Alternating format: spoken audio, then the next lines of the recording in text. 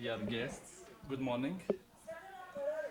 We were really glad that you decided to attend the Muwatin annual conference on its 25th anniversary, which was allocated for democratizing the Palestinian politics as basis for rebuilding the Palestinian national project. This is the fourth Muwatin conference at Bir Zayt University campus, so we welcome you all at the conference in general and the university in general and the conference in particular.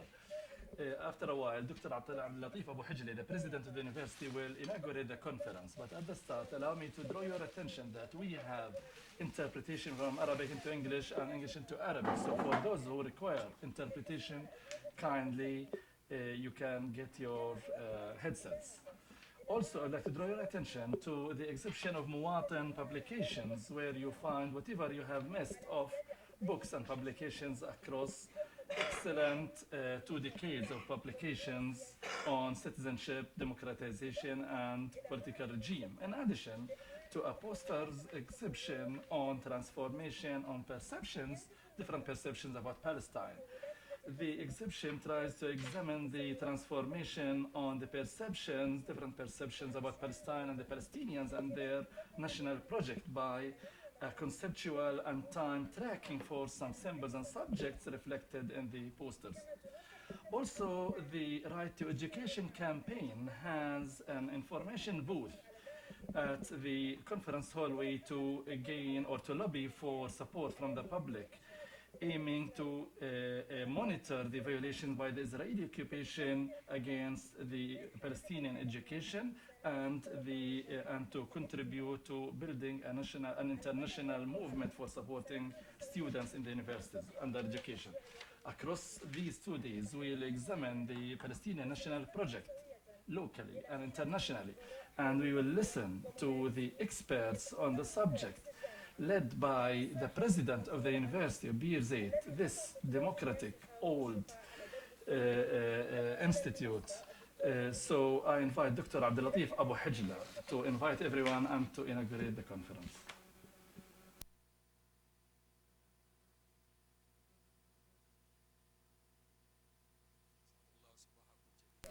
Good morning.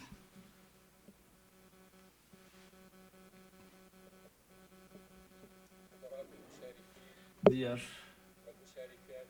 participants in the conference sessions, dear guests, we welcome you at Bir Zayt University in inaugurating the 25th annual conference for the Muwatin Institute for Democracy and Human Rights under the title Democratizing the Palestinian Politics as Basis for Rebuilding the Palestinian National Project. The university considers itself as a pioneer component in the components of the National Liberation Project, not only for today, but since its establishment, and works on producing anything that can leverage the struggle project for freedom and independence by knowledge and model. The paradigms discussed by the conference are extremely important and sensitive due to the sensitivity of the situation of the national cause, not only because of the policies of the occupation state that is against our aspirations for freedom, but also because of the unlimited support of its supporters who support it every time it violates international law and international conventions. A matter that makes us, along with our allies, to stand in the face of this policy that constitutes a policy against our cause and against the world at large. What the Palestinian cause has witnessed since the British mandate and the Balfour Declaration to establish a national homeland for Jews in Palestine and the immigration of Jews from the world at the expense of our immigration and expulsion from our land and the different catastrophes and the number of destructive wars in spite of the signed peace agreements and what was followed by the relocation of the American embassy into Jerusalem, our future capital for our future state, and the annexation of the Golan Heights and the intentions to annex the Jordan Valley area. All these developments had left our life, made it into a long struggle while we don't have a hope for a just solution, and we keep having concerns on the future, for the future of our sons and children, aspiring for good life in a democracy like the rest of the world. The blows against our people and our institutions from all directions, from outside and from inside. At the university, for instance, we notice that our students are growing more poorer every day, every year after year, because of the difficult economic situation encountered by the Palestinian people. And we at the university, we are doing our best to provide the largest possible number of grants and assistance for them. In addition to the reports that speaks about the increase of unemployment among the graduates, and we are doing our best to assist them and to rehabilitate them, for them to have their own projects and startups so that they can be strong competitors for jobs in Palestine first or outside. For all these reasons comes this conference, because discussing the national project as an attempt to reform it and to revive it is extremely important. The Muwatin annual conference has become a tradition that consolidates the belief on the need to discuss the different community and social issues for public discussion. It is a conviction and belief that work and thought are interconnected, and that the university and community are partners, and that our causes are one, although we have different approaches. This conference constitutes a proof that the Palestinian society embraces the university. This embrace is the strongest support, and for the most efficient one, for the ability of the university to play the role that's expected of it to ensure its sustainability and independence, and is a basic support for its national compass. Also, the ongoing communication with our partners across the world is a central value for our academic and political life. It is a communication that means for us a complementarity and support, both of which are important for us to overcome the struggles and challenges caused by the colonial situation that we encounter. In particular, I would like to welcome our guests coming from outside Palestine to participate in this conference, because the fourth session on the international support or solidarity with the Palestinian Liberation Project. So we thank the supporters for their support. And at the end, I welcome you again and wish you every success in your conference, and look forward for your contribution, hoping that these 2 days will lead for a fruitful discussion and conclusions, and hoping that this conference will launch a wide discussion on the different issues. Thank you.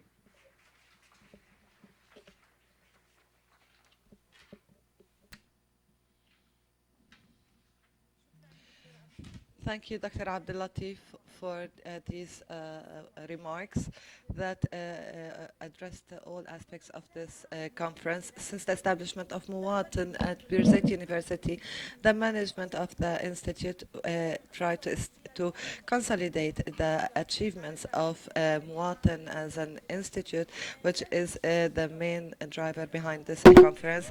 Our journey is still in its beginning, but it is a very ambitious journey. I would like to call Dr. Democratisation to the podium.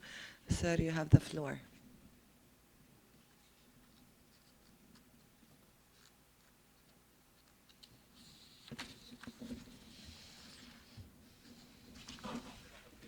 Good morning.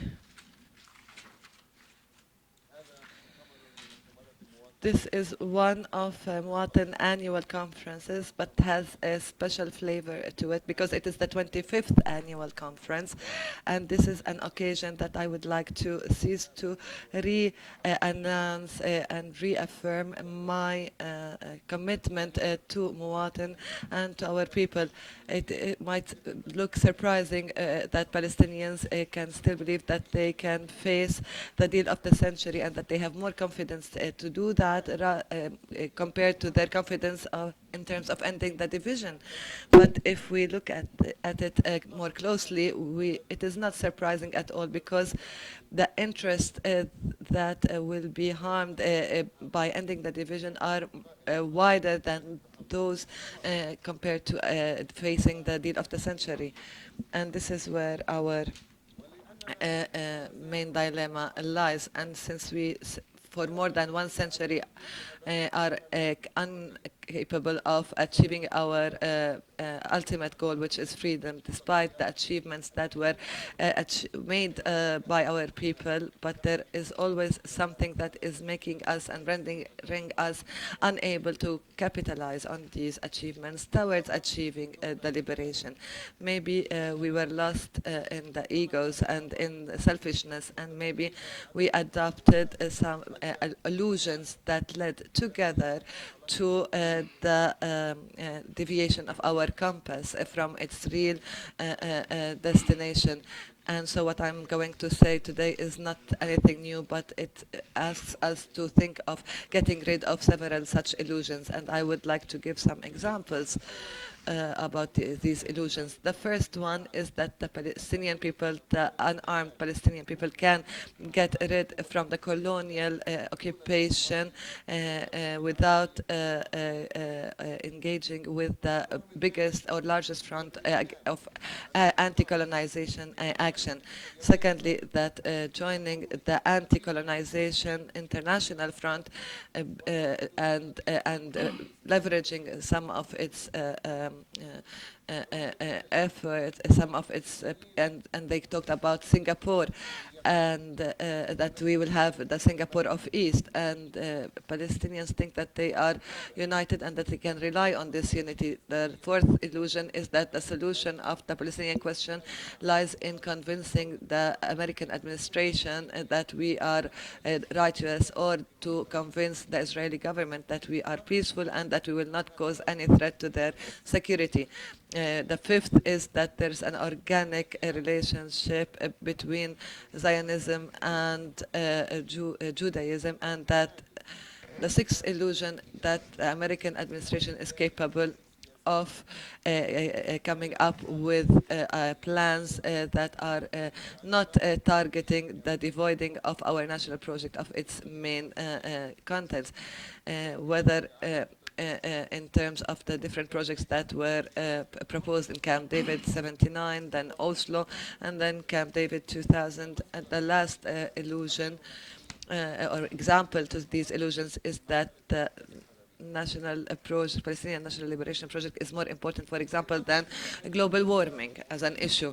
In addition to these illusions and others that some people endorse, but there are things that we understand, but we decide to ignore in our daily struggles, issues that have taken a backseat in our political life. I give examples to these. First, that the Palestinian question is a confrontation with imperialism globally, and not with the Israeli government or Zionism or the settlers alone. And therefore, confronting colonialism in Palestine is an international effort and requires international solidarity, and cannot be dealt with based on local or regional balance of power.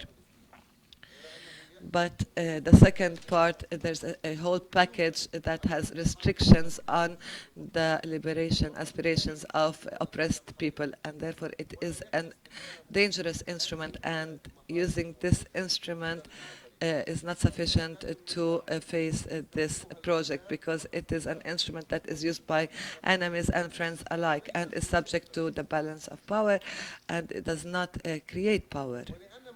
And since what I've said is not new, I have to clarify the motivation behind the invitation of this conference to think and rebuild the national project. It's true that the colonial project did not change, nor did imperialism or Zionism, nor the core of their project, nor did our national project core fundamentals change. But to look in the future, we need to reconsider and review and reassess our plans and objectives, and also we should stop going on a path that had not led to our liberation. What is new today is that the new colonialism is now obliged to use all its instruments and weapons, going back to direct colonization and military intervention even. And the crisis in the world's order has become so dangerous that it became also threatening to world peace, which means that the objective allies of any liberation project have become more than ever before, and that the international solidarity with the Palestinian people has become an interest for many, and is not only about sympathy with our just cause. The fact, if the allies realize this and that this interest exists for everyone, because we need to highlight the liberation component of our national project, and that is global and universal and human, and not only Palestinian and specific local aspirations. Therefore, they will realize that negotiating with colonial powers is not useful. It's more important to engage in a wider front against colonization. And I would like to say here that the divisions within the imperialist camp is a characteristic of its weakness, and the arrogance and the hegemony by Israel and the imperialist project are only cover-ups for that. We can rebuild, redraft our national project if we take these weaknesses into consideration. And there's also an international trend towards our region, which wants to weaken all the states in the region and get them preoccupied with existential threats, and instead of these people of the countries being preoccupied with their internal affairs in the different countries, which we have heard in the analysis and also noticed in our observations, we need to create a larger coalition with these peoples, that we are suffering from the things that they are now going through, and we have had that experience before them. And the new trend is that Trump's administration attempt to confer legitimacy on the role of Israel as the regional policeman. They have always been the regional policeman, but they want now to be recognized as such, and that it has legitimacy to play this role. A role that has become very important to coordinate the role of several police forces that imperialist project was able to establish through the sectarianism and the divisions within the region. And you are all aware of the new regional developments in terms of Palestine, whereby we see an accelerated attempt to establish village councils regionally that wants to shift the concentration of conflict from the Palestinian conflict towards Israel, to liquidating this cause and delete it from the attention of the Arab people or their agendas. What is new locally, though, in addition to the exacerbated fragmentation and division, is that we are not seeing anymore that victory is very close. So how do we have confidence in being victorious when we don't see social justice that strengthens steadfastness?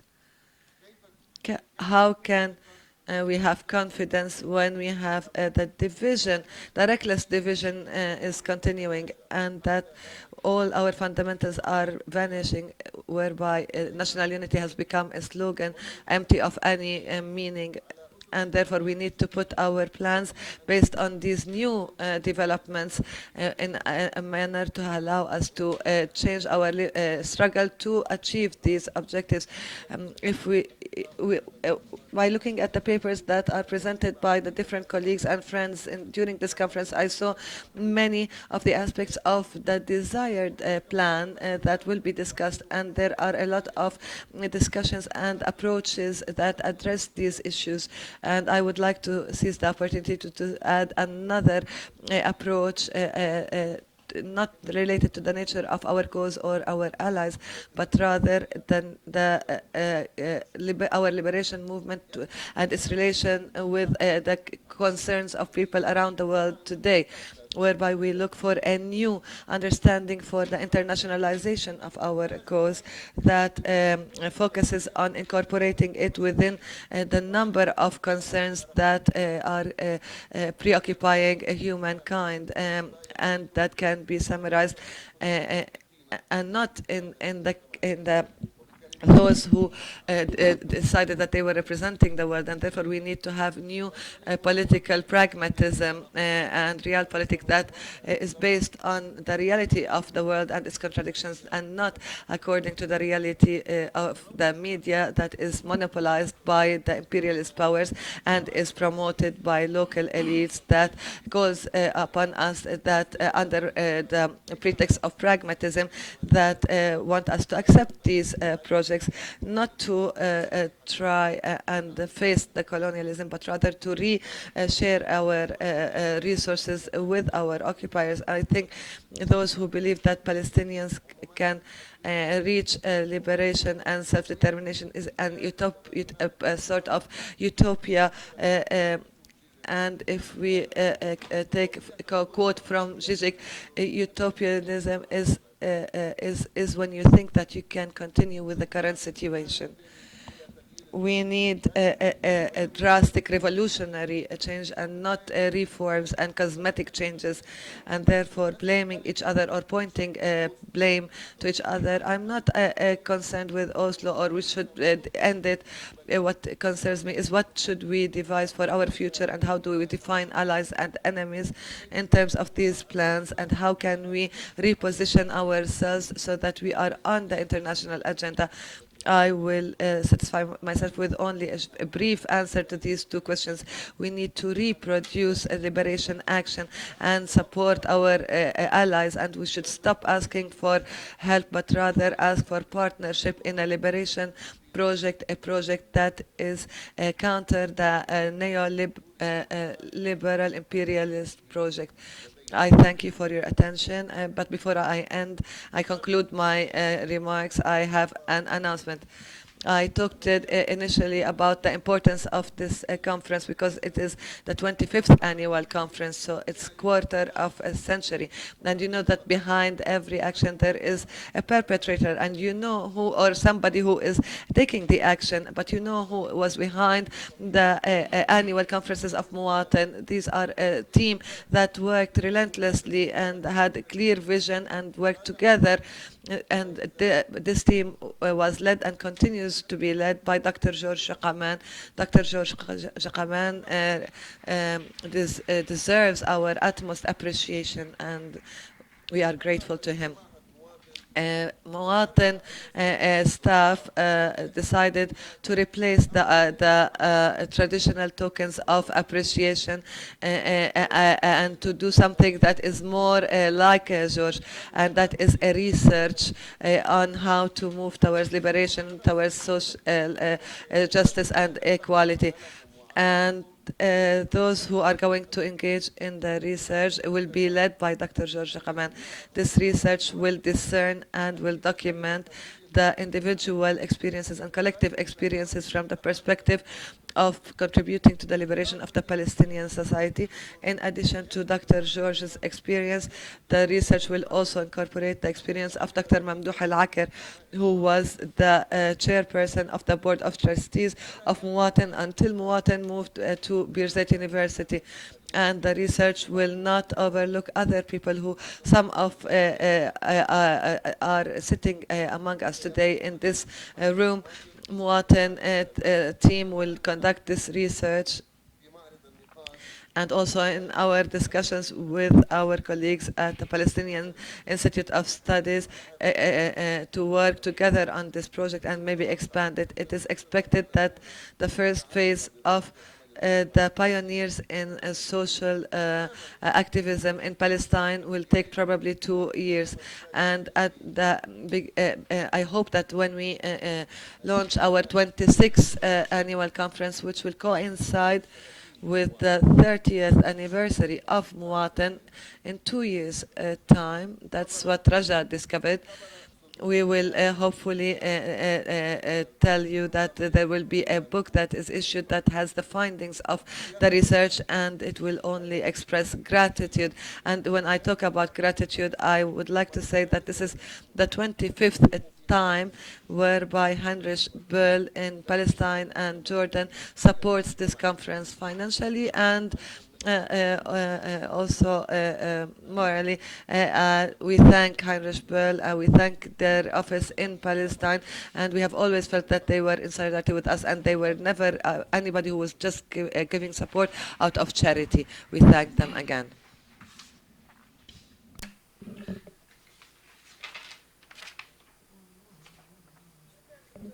Thank you, Dr. Madar. Yes, it is a conference that is rich and full, and like human rights and democracy, as much as it is local, it is international. Same thing as the message of the Institute and its visitors. We here at this small space of geography, we are not secluded from the world. Rather, although we have the history of being actors and interactors with the international community. This way, we have finished the inauguratory speeches and we'll move forward immediately to the first session that will be head and moderated by Dr. Bettina Marx. I draw your attention to the commitment of time with the schedule. I invite the speakers of the first session to take their seats.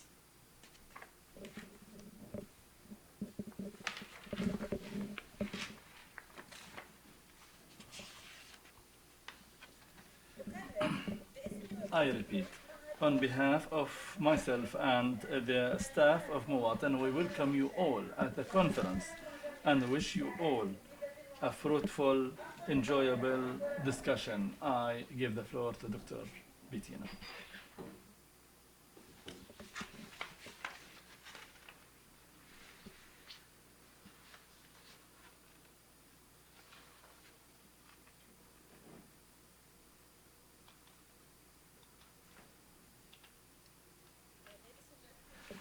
As you have just heard, my name is Bettina Marx, and I'm the head of the Ramallah office of the Heinrich Böll Foundation.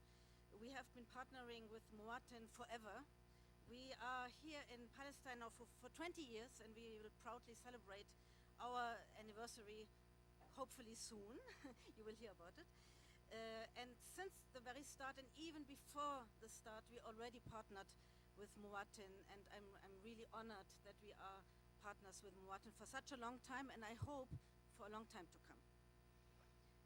I will be facilitating this first session, which is titled Approaches to Redefine the Palestinian National Project. Before we start and before I introduce the speakers to you, let me say a very few words of appreciation and indeed also of admiration as a foreigner observing Palestine and Palestinian politics for so many years. When you look at Palestine from the outside, then you will probably mostly think about the bitter fate of Palestinians losing their homeland, their sovereignty, their self-determination, and struggling against the occupation for so many decades. And then, when you take a closer look, you discover a vibrant, lively intellectual society constantly asking itself how to build and how to define Palestine. This conference today is an example for this strive to shake off the limitations and the restrictions of the occupation and to engage in free thought. And I find this deeply touching. The topic of this conference is important also in the light of the current worldwide trends of anti-democratization, polarization, and radicalization. And I want to thank Muwatin for this excellent program. So we will hear in this first session 3 distinguished speakers. Our first speaker was supposed to be Maha Saman, but unfortunately she has apologized since she is sick. So Awad Manzoor, the head of the Political Science Department of Al-Quds University, will take her place and will read the presentation that she has prepared. Afterwards, we will hear Mr. Wasim Abu Fasha, and afterwards, Mr. Raja Khalidi. We will start with Maha. We will start, of course, with Awad Manzoor. Maha, to let you know, who unfortunately is not with us, is a faculty member of Al-Quds University, an architect, and an expert on urban planning and political geography. She has published several publications, including Transcolonial Urban Space in Palestine, Politics in Development. So we will start now, please.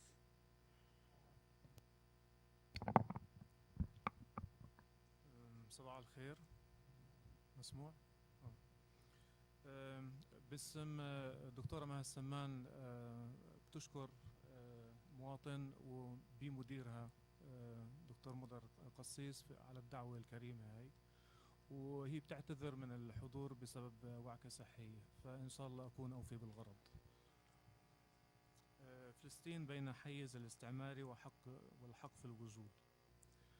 في ذي السياق في باوربوينت لو سمحت.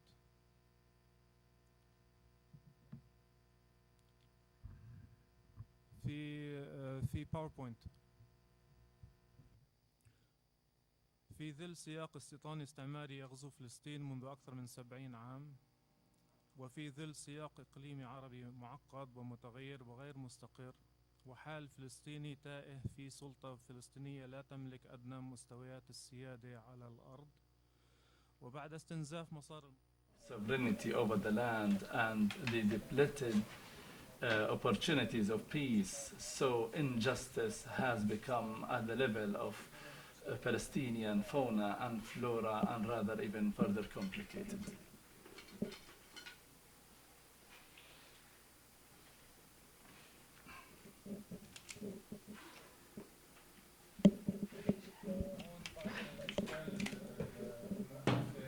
Here some forms of injustices done to the Palestinians, be it at the checkpoints and building of Israeli settlements,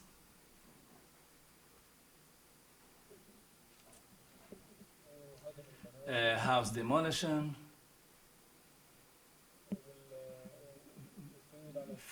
restrictions on the freedom to travel,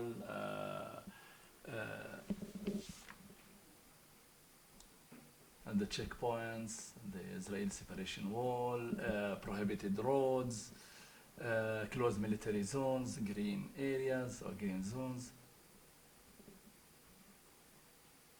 Israeli settlements.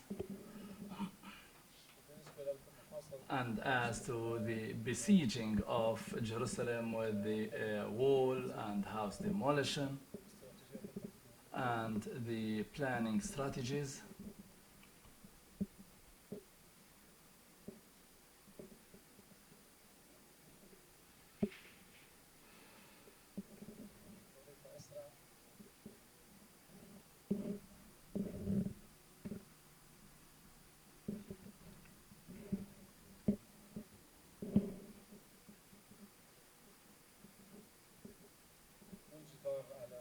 and the wall in the West Bank. So political solutions proposed in recent years as international solution or the two-state solution or the three-state solution are of no value now, in addition to the complications within the Palestinian context. So how to think of a better future for the Palestinian situation for all the Palestinian community components, and is the right to existence and right to self-determination, does it apply to the future state entity?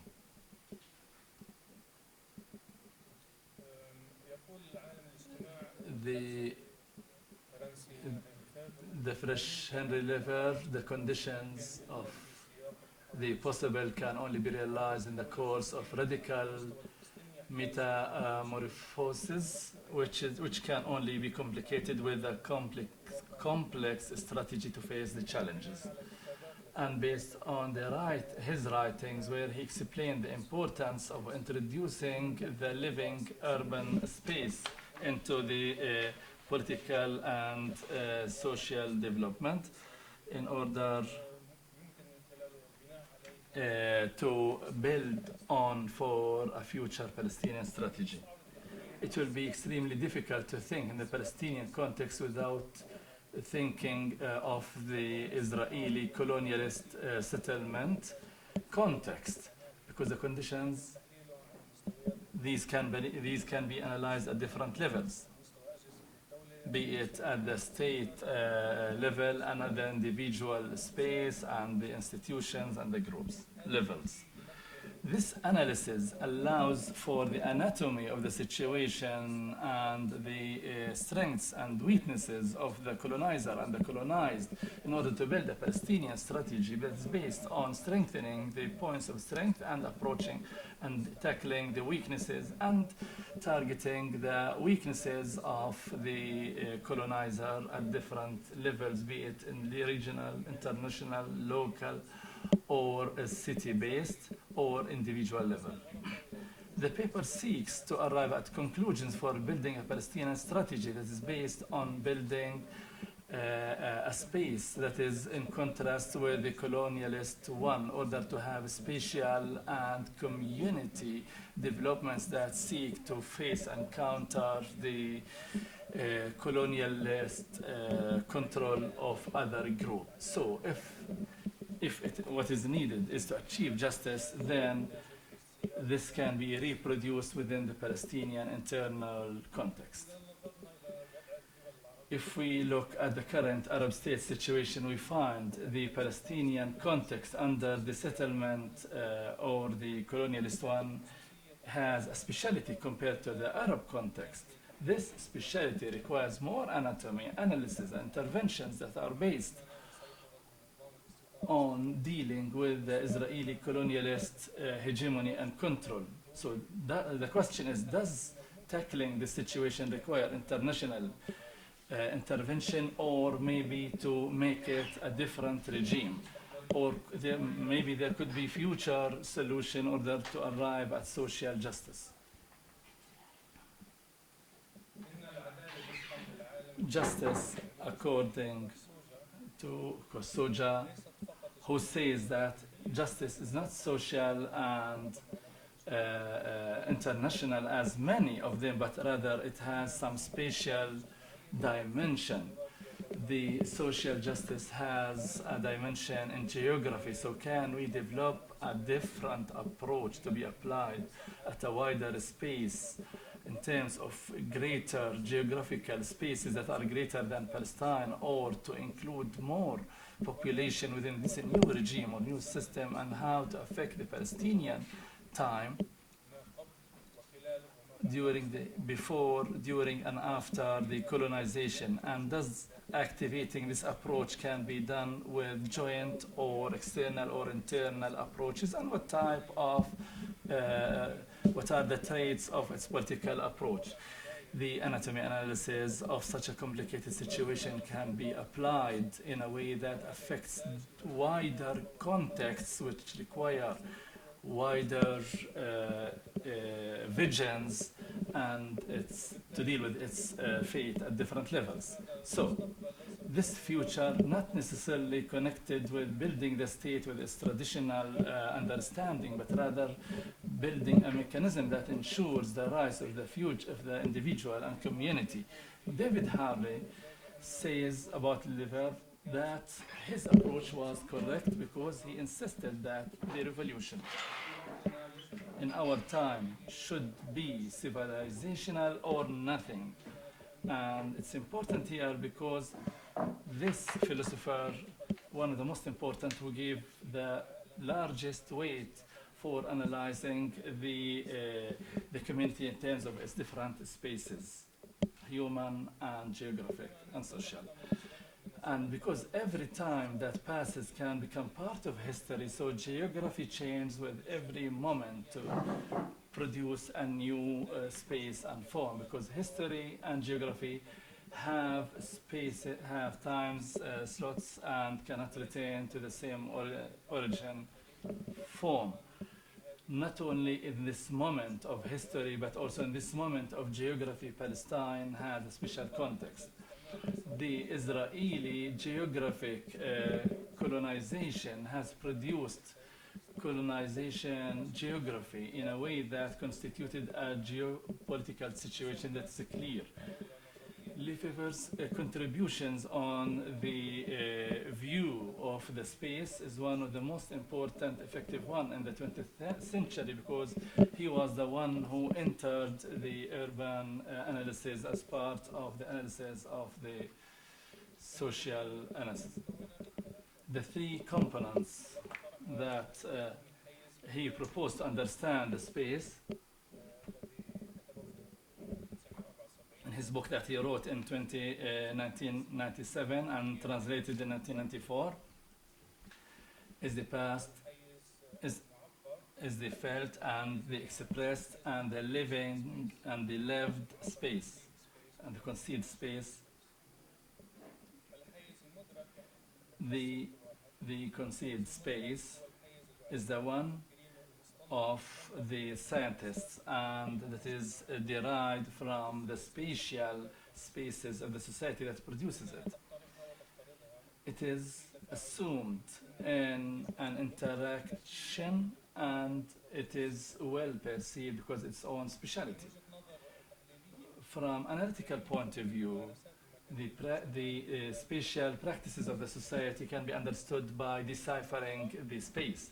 The expressed space is related to the relations of production and planning, and it is the space of planners with all different areas. It is producing the regime with its relations, whereas the lived space is the one that is used by the public in their daily life. And so the space of population with all their relations are produced on daily basis. The urban and the neighborhood and the city and the group of cities and the states are of different spaces. And this space is perceived and expressed and lived. And if we try to use and dismantle or analyze it, we can analyze the colonialist one and the ways to deal with it. The injustices can be clearly classified in the spatial structure in Palestine that can be analyzed in the analysis of the changes and the different three spaces mentioned at different levels by the Zionist colonization that developed ongoing practices in this regard. The analysis of the developments within these three different spaces and their interactions can explain the colonialist urban space and assist in understanding the existing space during the colonization and post-colonization, and using these concepts and perceptions that can be affected. I mean, the components of the urban colonization components can be analyzed in order to analyze their points of strengths and weaknesses. Same thing for the colonized and colonizer. And the details for the perceived space and concealed space and the lived space, each of them has a key entry point and to deal with. The past and the possible and the future, you cannot get rid of them, and this way you can apply this on the city, on the and the group cities in the context of colonization. If colonization happened in the past or happening now or in the future, this can be done by analyzing the developments that can affect each of the three spaces. using these concepts in this regard means that in spite of the colonization being the effective force in making the urban colonized space, yet it can be dealt with at different levels, be it at the level of the state services or the individuals and the other levels. Yet, of the three spaces have different variables. The perceived one that understands the ability, the production abilities, and this has relation with the greater vision and policies before the actual intervention to change the physical urban space. This can be analyzed by understanding the variations of variables. Number two, the knowledge based on which policies are built. Number three, the force that can be used and its types. Number four, the violence that can be imposed. And fifth, the technology of the colonization forces. Whereas the expressed space, which is in the community, that is dealt with the production and its regime. It is the space of planners, engineers, and implementers, and so the variables that affect the space.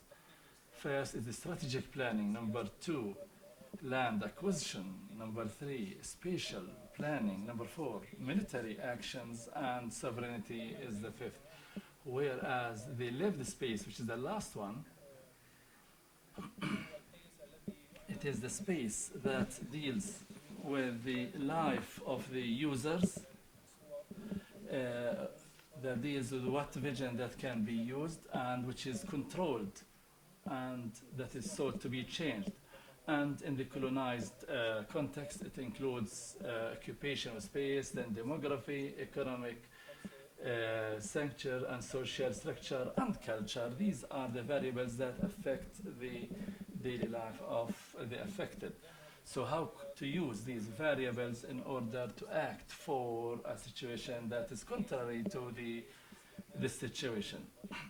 In fact, this leads to for civil justice by changing that, to arrive for justice by ending the colonization politics or the control of a group of people over another group, and by analyzing the situation based on the proposed three spaces, perceived, conceived, and lived spaces, depends on the ability of the colonizer in controlling the three spaces.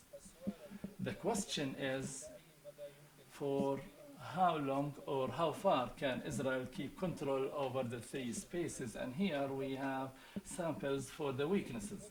And the perceived one, in spite of the initiative to purge it, yet it cannot control it or end its results. Israel succeeded in the technological aspect, but not in other variables, such as the motive, the knowledge, the power, the violence, because in knowledge it requires always to keep producing fabricated knowledge, and it always needs force by its allies, and it needs violence to achieve its objectives in the perceived space.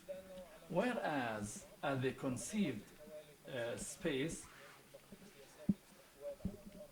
in spite of many decades of colonization, through strategic planning and land acquisition and spatial planning at the expense of the Palestinians, and military actions such as closing and besieging neighborhoods and policies of targeting and killing. Yet those who implement the Zionist project, they try to end or to conclude their sovereignty and to achieve it over the land, and they have not achieved that. This is reflected in the cracks in the lived space, where it's difficult for them to say they have concluded the demographic and geographic situation in East Jerusalem, because there is a rebellion that is renewed all the time there, and in the renewals and the in the conceived space as well. All of that by using different technologies such as surveillance technology in East Jerusalem and connecting all the information into a computerized network that is at the disposal of the security services on their mobile and stationary units to consolidate their control. Meaning that it is practiced, but it is not realized. Producing spaces that are contrary to this requires acting to dismantle this system, and every variable has to be dealt with in an individual, different way, and collectively as well, along with the other variables. If there is a complex strategy that deals with every one of these spaces, and so deals with the different levels in terms of planning and daily life and coordination, be it locally and internationally or collectively based on the need, this leads to confusing the colonizer in terms of its inability to respond to every action at the same time. And so the different surprises distract the action or reaction of the other side, meaning that a practical example, if these actions such as what happened at the gates or the metal detection gates at Al-Aqsa and the boycott and the Al-Khan al-Ahmar actions and the march of return in Gaza and the breaking of the wall, the effect would have been much stronger. Nonetheless, in order to be strategic, every action must be well planned, well studied to ensure its having the details of its effects in order to confuse the colonizer and to continue working against the colonized settlement. And this requires cooperation and coordination in the future between the different components of the Palestinians wherever they exist, in a way that assists for a different future, different from hegemony and control. Thank you. Thank you very much. Good job. We are really in time. Thank you very much for this. Please convey our good wishes also to your colleague, and thank her for delivering this excellent paper to us.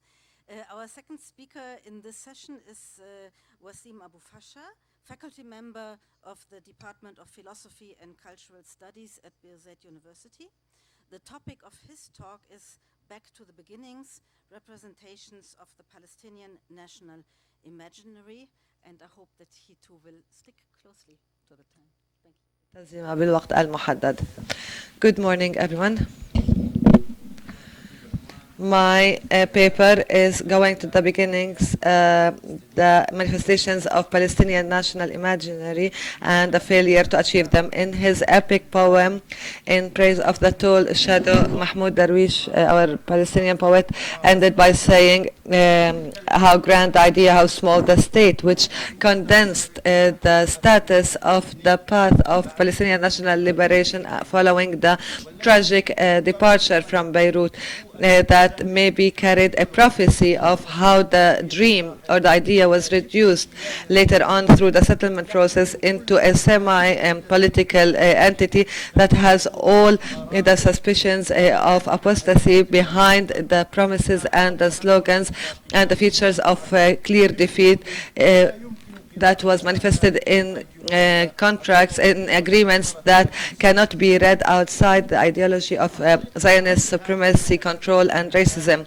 In my presentation, I have three hypotheses and claims that will be collectively reflected in my presentation. The first one such claim is that if we want to move to the future, we need to review critically the past and purge our awareness about it. But this does not mean that we need to have a clear cut with a history, but to rather to reintegrate within it according to new awareness of the changes and the variables and the challenges.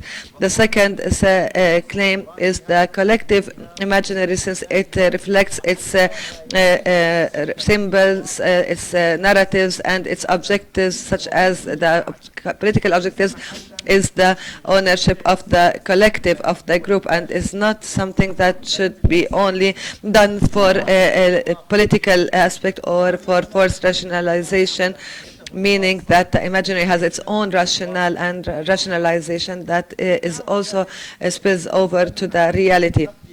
The third claim is that the process of critical review should also have new tools that will delve into depth in the previous narratives and the literature that had become a mental sacred idea or that became a myth almost of our narrative, but rather to re-discuss them, re-define them, re-understand them in order to correspond with our historic collective self. The presentation goes into three aspects. The first, what are the components of the Palestinian national imaginary that can be, for the purposes of this presentation, be summarized in the slogan of the PLO, which is the national unity, pan-Arab mobilization and liberation. The second is how it was reduced, these components, and the failure to achieve them that started with the backing away from the National Charter in 1968 and then became very evident in the process of political settlement and establishment of the PA. In the third dimension is that we need to go back to the beginning and to have a dialogue where we relook at the landscape according to this imaginary coordinates, but also reductionist ideas. The Palestinian national imaginary, without having to try and define what we mean by imaginary, because it is very elusive and it has a large scope of meanings and symbolism, but we can talk about a symbolic reservoir whereby the components of the existence of the group ontologically and historically are interlinked.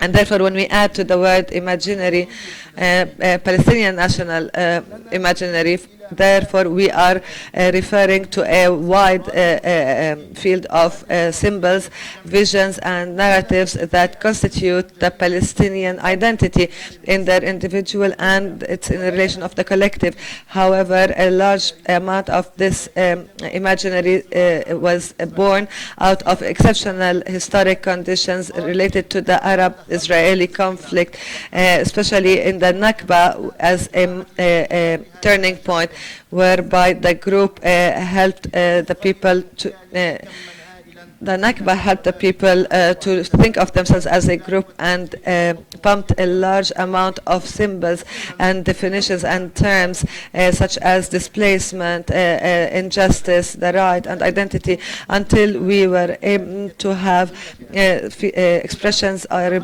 related to the space and the time of the Palestinian people that was usurped and taken away. And this also looks at how the Nakba affected the people and what happened afterwards. And the second talks about building the other as the enemy, and the establishment of the PLO and its factions attempted to develop a liberation project in an attempt to give ground to this imaginary and put it into reality and practice. And this was expressed clearly in the Palestinian National Charter in 1968.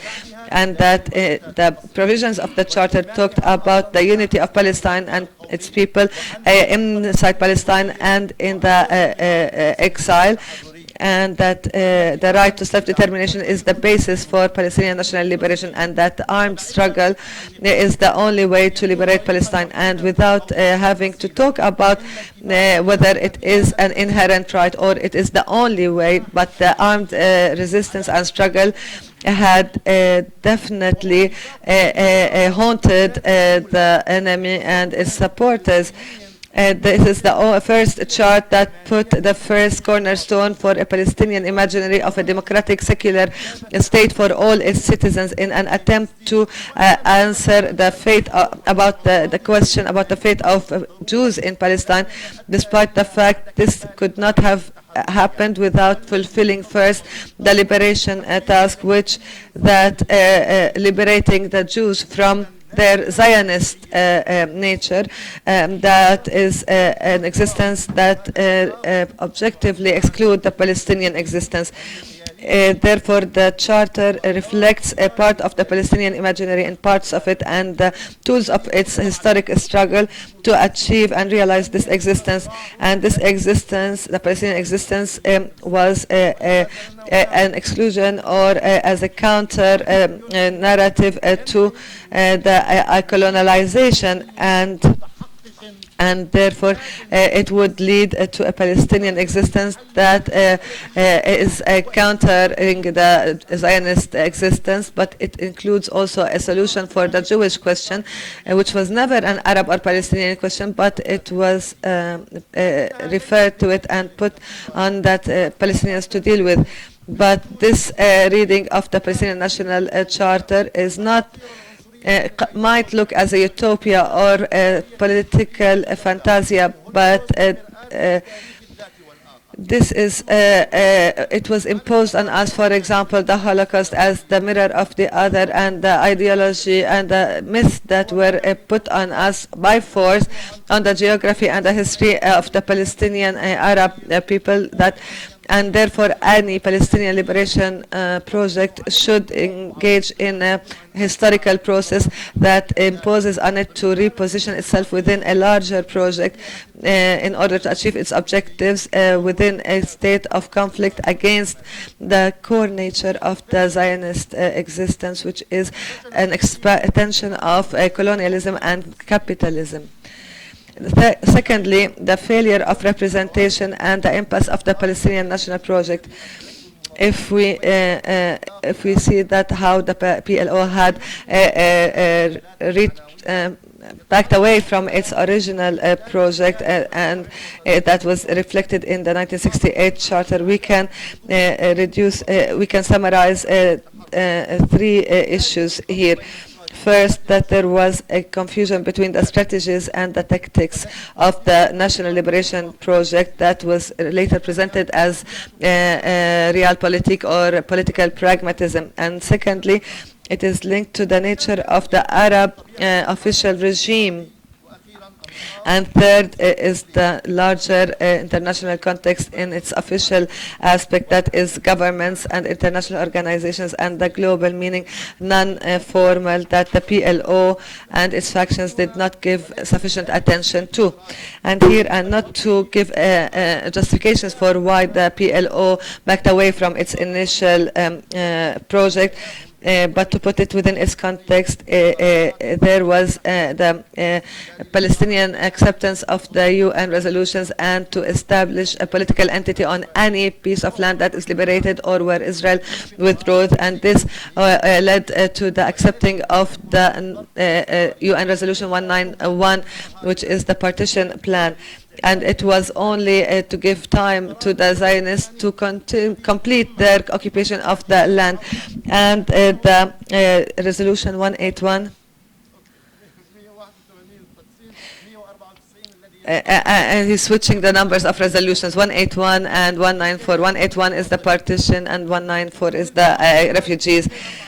And then the resolutions 242 and 338 that are the main resolutions that constitute the core of the Palestinian formal political discourse. This reduction that was justified as from a pragmatic point of view of the Palestinian national liberation, that paved the way for engagement in political settlement since Madrid until we reached Oslo. This false awareness was masked by objectives and slogans that led to the abortion of the national project in its core, such as the declaration of the state in Algeria that was put the homeland in the 1967 borders, and the national independent resolution that was only to get rid of the pan-Arab dimension, and to be very accurate is to keep the Palestinian question away from the Arab official intervention, but rather to put it under the auspices of another Arab power within the between internal Arab conflicts. According to this, the Oslo Agreement was signed. That did not point to any, there was no reference to the right of Palestinians to self-determination nor to an independent state, while Palestine accepted unconditionally Israel's right to existence, and it postponed many of the important questions and led to that for us to give up on half of the Palestinian people in the 1948 and in the diaspora, and this led to the PA, which also replaced the PLO in many ways, and it had functional economic and security roles under occupation. The PA, based on its negotiation options and its reality and being besieged by Israel and internationally, has become a subcontractor with all actors in re-engineering Palestine as a space for continuous colonization and an advanced outpost for it. And therefore the impasse of the Palestinian national project lies in the started with abandoning the idea of liberation and putting all the strategies and options of the Palestinians in their definition of the two-state solution, which was, from a Palestinian perspective, was the objective of the settlement process and the establishment of the PA. But for Israel, it was an opportunity to end any possible realization of the state by colonization, continued settlement activities, the annexation of Jerusalem, and the control over the resources, as if the transitional phase that has continued over 2 decades now was an opportunity for the occupation not only to impose facts on the ground, but rather to prepare the international and Arab and even Palestinian actors to accept this reality and legitimize it and to propose it as a political solution. Third, going back to the beginnings, the PLO, according to its charter that we mentioned, summarized its program and objective in 3 condensed definitions: national unity, national mobilization, and liberation. The provisions of the charter were very clear in identifying the meaning of all these terms. National unity meant the unity of the Palestinian people wherever they are, whereas pan-Arab national mobilization talks about the reciprocal relation between the Palestinian question and the Arab national liberation, and placing Palestine within the framework of the Arab unity without wavering on the human dimension of the Palestinian question that was included in Articles 17 and 18 and also Article 22. As for liberation, it talked about liberating the land in its wider understanding and context, meaning Palestinian, Arab, and human liberation, since the setbacks that had undermined the PLO, because the Palestinian National Liberation Project has been transformed from a liberation project to a project of a state. National unity became a national unity among Palestinians in the West Bank and Gaza Strip, and therefore there are attempts to re-establish the sharing of the power between the Fatah and Hamas, whereas the Pan-Arab national mobilization had lost its momentum, starting with Camp David with Egypt, and then it ended by the independent state, whereby it is not even possible now to talk about it because it's very far from the reality on the ground. Any diagnosis of the reality would conclude not only that there is a complete stalemate and dead end for the political settlement, but rather the a lack of any possibility for a political solution for the conflict, given the colonial nature of the Zionist existence in Palestine, but that the ending of the conflict should necessarily dismantle this existence in terms of a function or an entity and an objective that is military, economically, and at the colonial level. And this does not need a lot of analysis within the framework of the experience that we are living. And therefore, the only Palestinian national project that can be really a historic liberation project, not only in terms of the national sense, but rather in the Arab and human meaning, was coined in the beginning of the Palestinian national struggle, and any replacement of it is only accumulating more failures or to have new positions that are secured by the existing power relations. And due to limited time, I will conclude with three important issues that require further discussion and contemplation to reinstate the Palestinian National Charter of 1968 as the basis for a new beginning for a liberation project. The unity, national unity is the unity of the Palestinian people as a whole, but realistically speaking, it should be based on a historic block of people that takes the liberation project upon its shoulders, meaning that the idea of all of the Palestinians as political and interest-based, and there needs to be a block or a bulk of people that carry this project, and this is based on solidarity with liberation movements and forces, Arab and international levels, and this requires transboundary relations and networks, and to position Palestinian question on the agenda of the national struggle against hegemony and exploitation. And also, liberation is a precondition for self-determination and has all the values of freedom.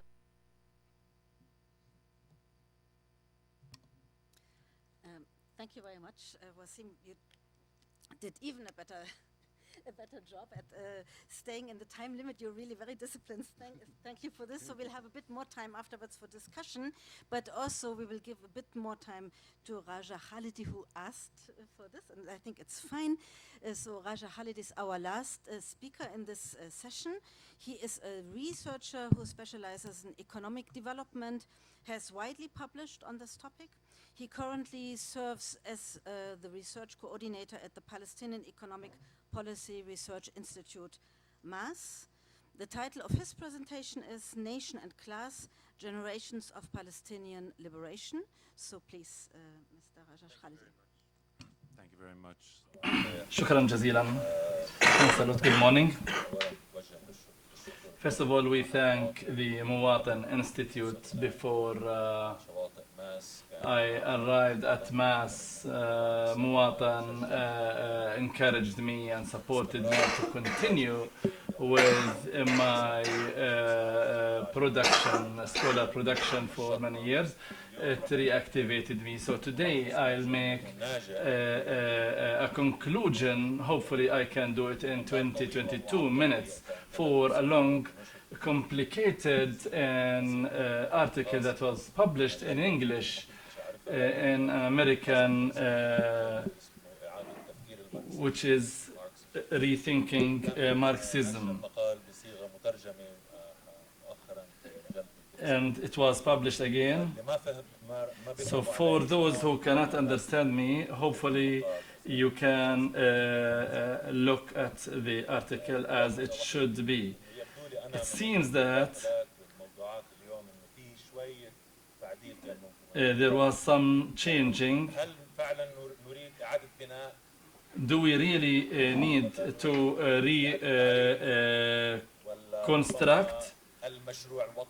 Or maybe the national project is not the one that is not a national one. The conference will discuss all these for sure.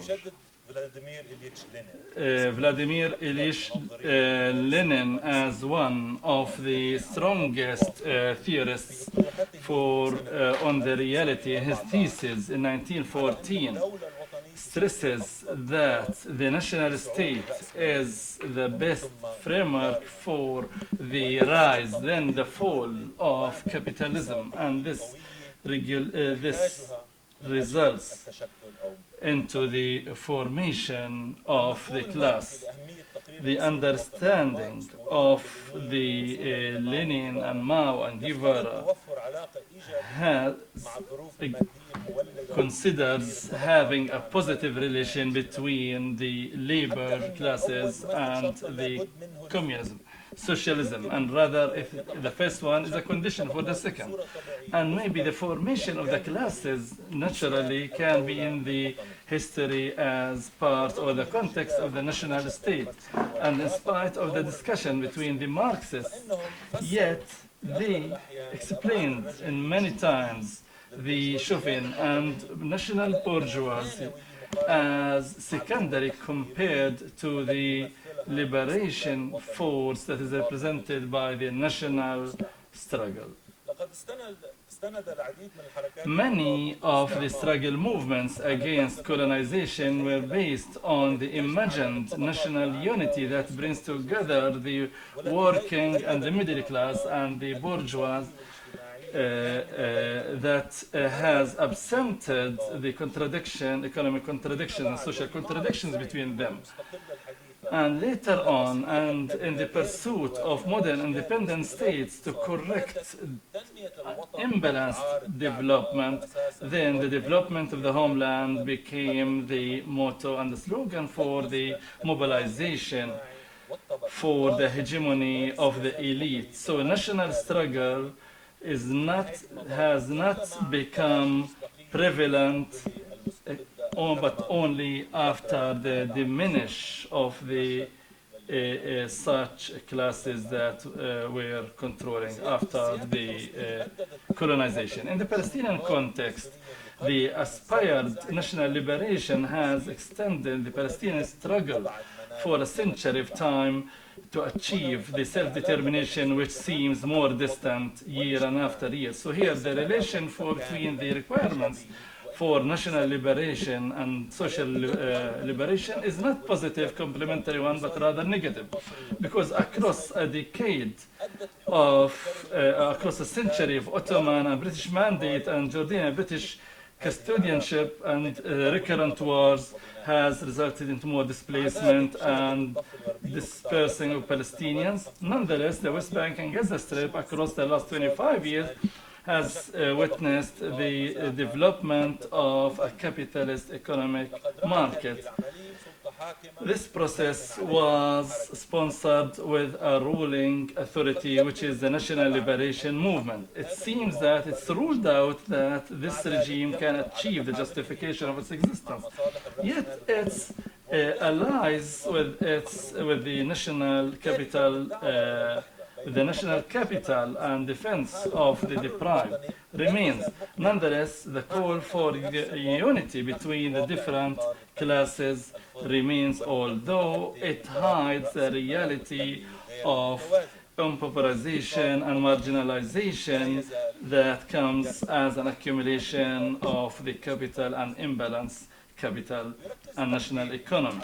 My analysis focuses on the positioning and between the different major foes, especially the Palestinian Marxist leftists, over giving more role for the national struggle compared to the social one. The rise of this system, semi-state, has led to depleting the opportunities and horizons for national liberation by adopting new liberal economy. And I'm asking the question if this process has come to a level where the national determination, which is not achieved, is the one that defines the priorities of the Palestinian public.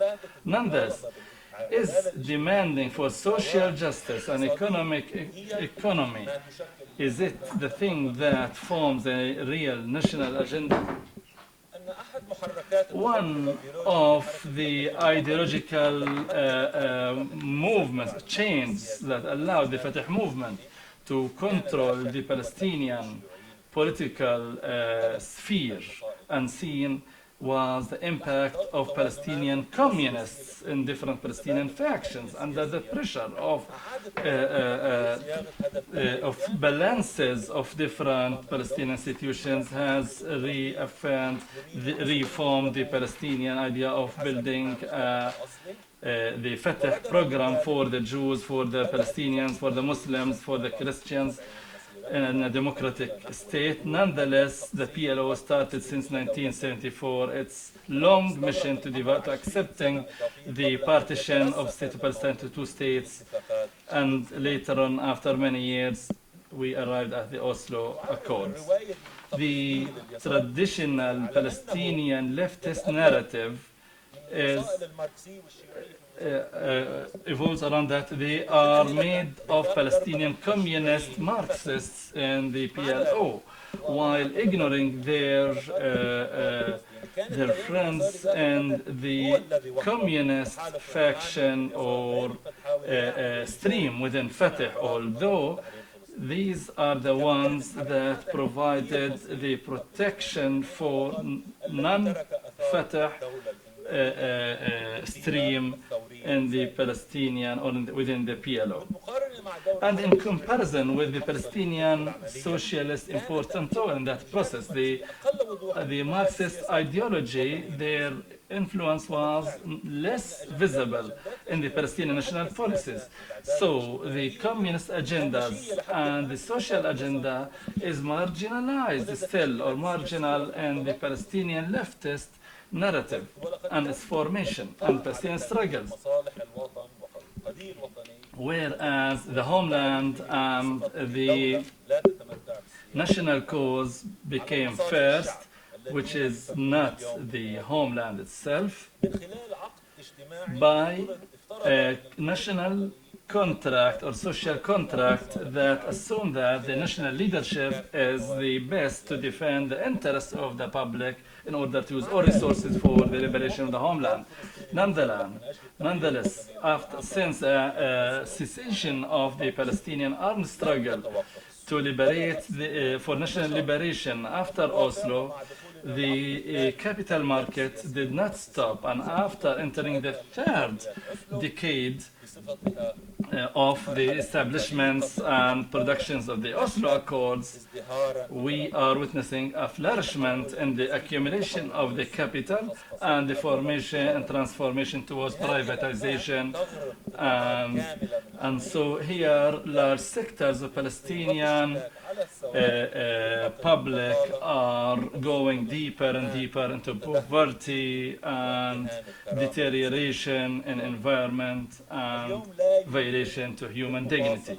Today, the comparison cannot be clearer between the increase in the capital and the consumption and the retreat on the homeland Palestine and the political program. The causal relation is not the reason for the question here, but what is shocking is the interrelation between the two twin processes for the development of the socio-capital relations and the failure in the national project.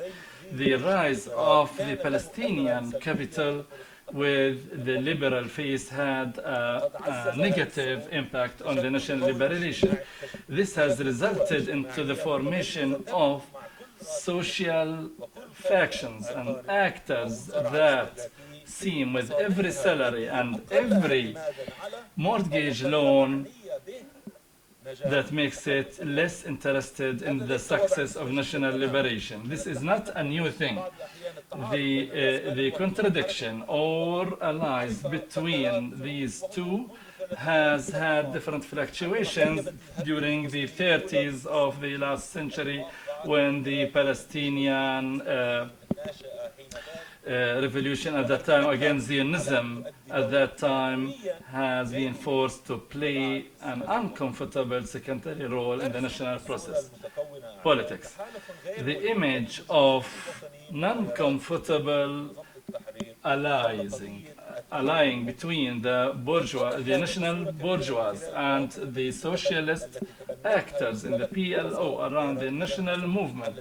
This is clear through by the adoption of different factions for the best struggles for achieving the national self-determination by the Jews for their state, which is Israel, and the Arab Palestinians for their state, Palestine, that the consent of the Palestinian movement to divide Palestine into two states has left since 1994 a long time of Palestinian autonomy under Israeli colonialist system, in spite of the non-disappearance of the factors for the showdown. And recently, the Palestinian commitment for the two-state solution has required imposing different efforts for the political and physical presence for the Palestinian states, even in the absence of a legal or Israeli consent for establishment, and this sort has achieved fertile soil for the capitalism and liberal politics, and also the class formation, even in the absence of a solution for the major national contradiction. The PLO has accepted the 10-point program that calls for establishing a national authority over any inch that is liberated from the land of Palestine, which is a program that was formed with initiative from the Democratic Front in cooperation with Fatah and was opposed by the Arab communists and nationalists and the Popular Front, Marxist Front, that was late in accepting it. Besides the Democratic Front, one of the fervent supporters were the Palestinian communists, and who stayed in the Israeli Communist Party and reorganized themselves in diaspora in Jordan and the USSR, and within Fatah and the Soviet stream within Fatah, as they were known. The Palestinian communists continue to be the major political faction. The cause for their presence and ideology is the complete goal, which is the state. In my analysis here, I'm focusing on the positions and effects of the Marxist communists in the 70s of last century, although their weird attempt to bridge the gap between Palestinian national and social liberation is a model for commitment which has a contradiction of the homeland and class in today's Palestine. On the one hand, the Palestinian leftists accepted to reduce the social revolution to a lower level as long as the national struggle is not achieved, while accepting the legitimacy of self-determination for the Israelis. On the other hand, the alliances with different Arab communist, international communist movement has affected the political position of the PLO and kept it on the left of the history. In the only country where the Palestinian communists were free since 1948, which is Israel, the demand of the working class within their political program, in addition to those calling for giving the Palestinian people their national rights, but the possibilities of achieving socialism in Israel are weaker than ever. After 2 decades of signing the Oslo Accord, it's clear that the commitment and the fate of the two solutions is not correct, and in the worst scenarios, it is a deceit that does not serve the interests of the Palestinian people. Maybe what caused greater damage for a nation that has a long history of suffering is the idea that says that this nation getting their basic social, economic, and civil rights should wait until post-national independence. Until then, a strong dose of liberal market economies were approved as the best format for achieving the individual development in spite of the impoverization. Here there is a contradiction between the political contradiction in the attempt to keep the unity for an objective that is impossible or unable to achieve for the homeland as the justification to marginalize social justice, and here the right and the leftist and Palestinians are divided.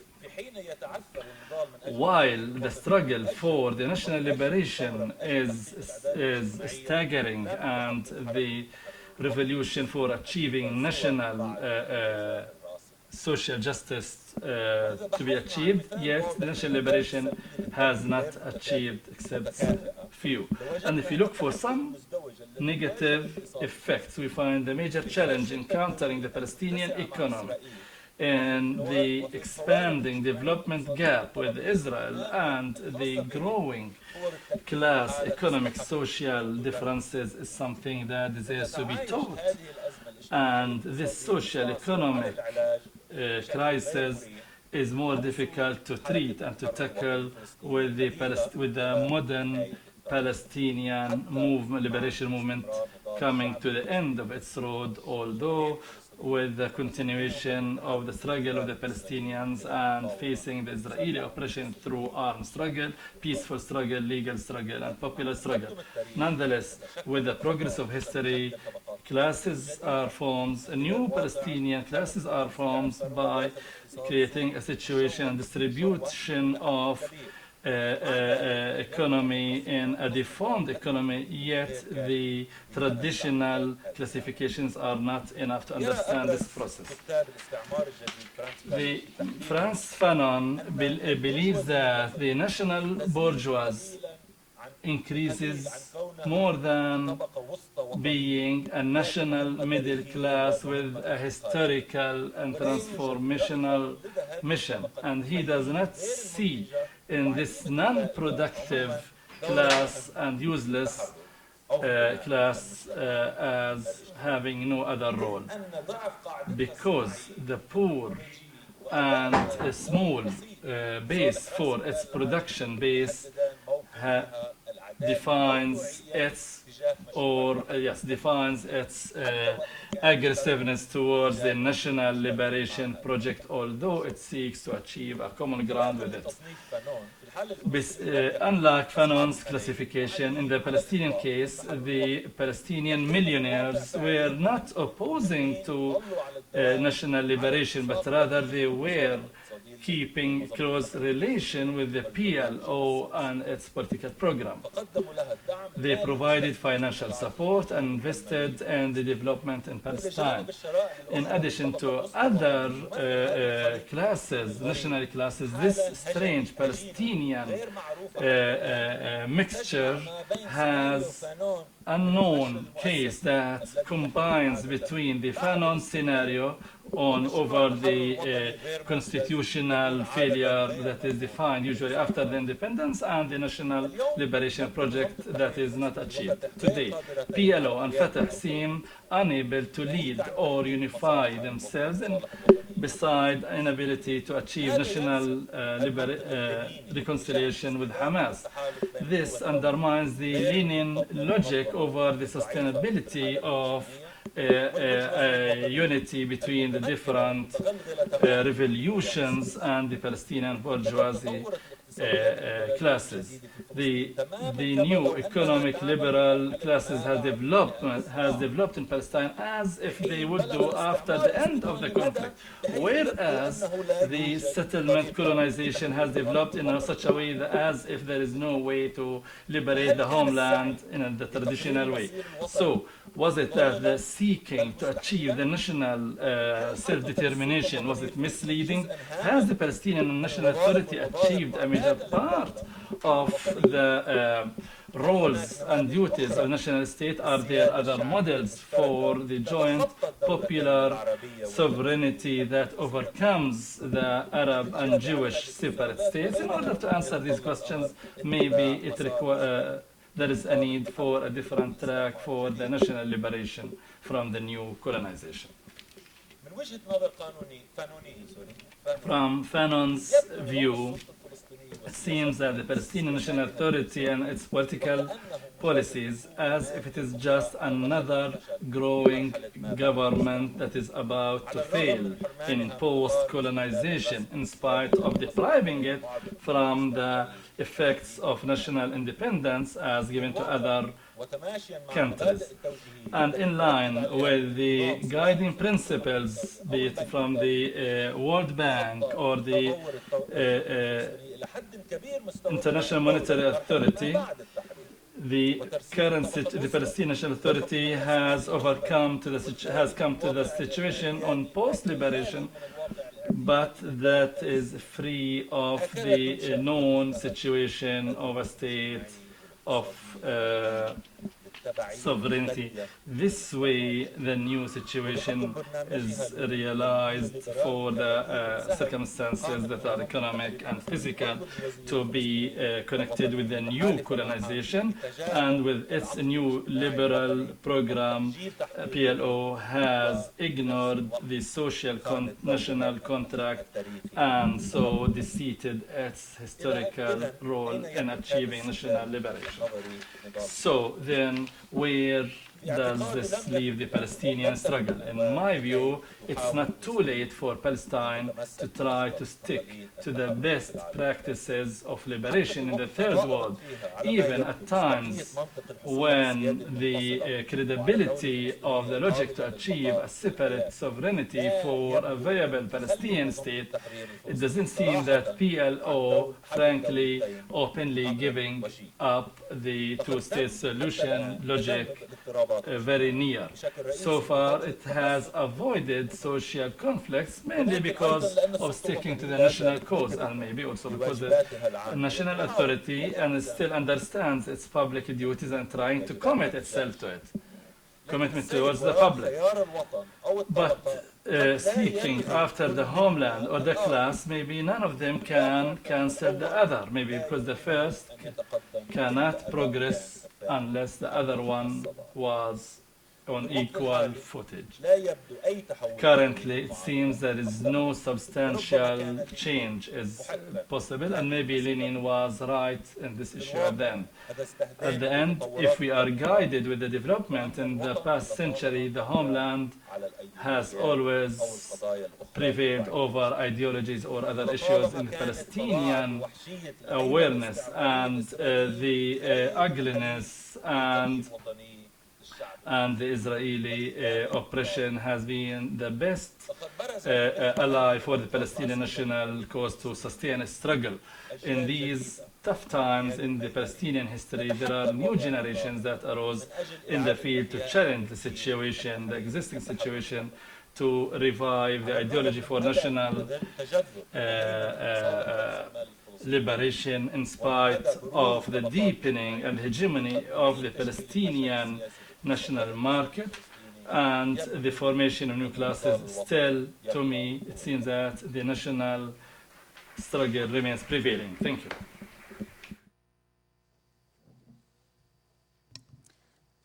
Thank you very much. Thank you to all the speakers who were really great and presented very, very interesting papers. I can now open the floor to a discussion. We have enough time for discussion. I already see some fingers. I would like to ask you to state your name and your affiliation, if you have an affiliation, and then also say to whom do you pose your question. So I have the first one here and the second one there. Please. صباح الخير. أنا الأستاذ إلياس بابون رئيس جمعية منتدى تطوير تعليم الشباب. Of the Forum for Education Development for Youth in Palestine. My question is to all the panelists, the speakers. If we want democracy, Palestinian democracy, that is, we need to admit to the following. First, with the changing of the charter and our agreement to the Oslo Accords, we have to admit that we have taken the first step towards normalization. We need to recognize that we have three political entities, Israel, West Bank, and Gaza. We have to also realize that Israel is normalizing its relations with the Arab countries, whether we like it or not. If we want to do anything of value, then we need to unify these entities and give the Israeli side the Palestinian identity, and that is it.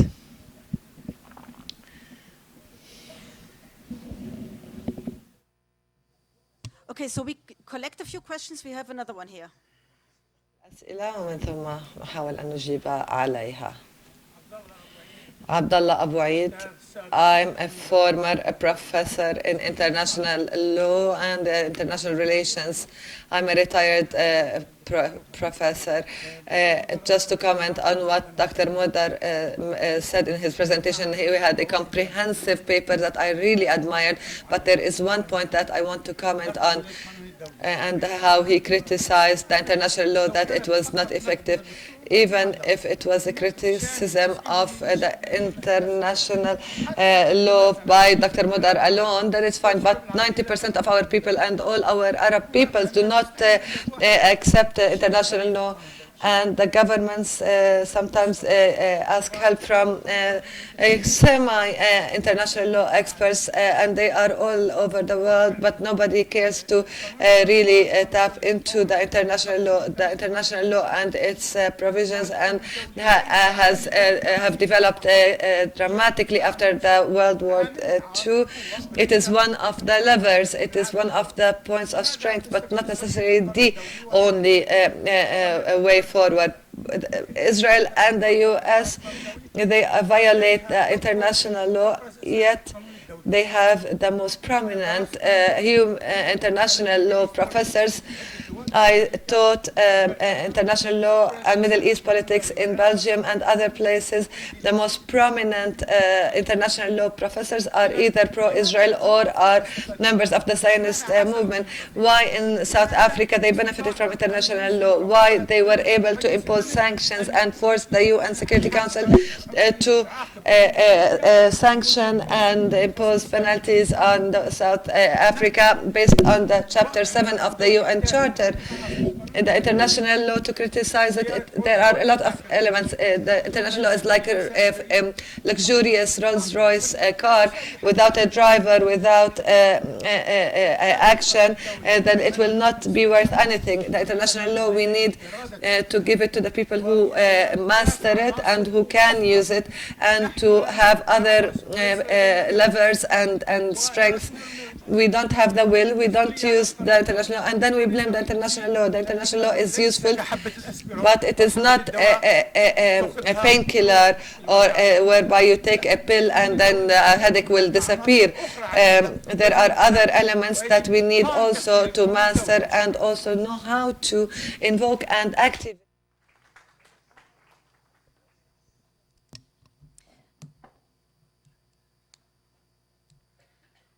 We can take one more if we have it.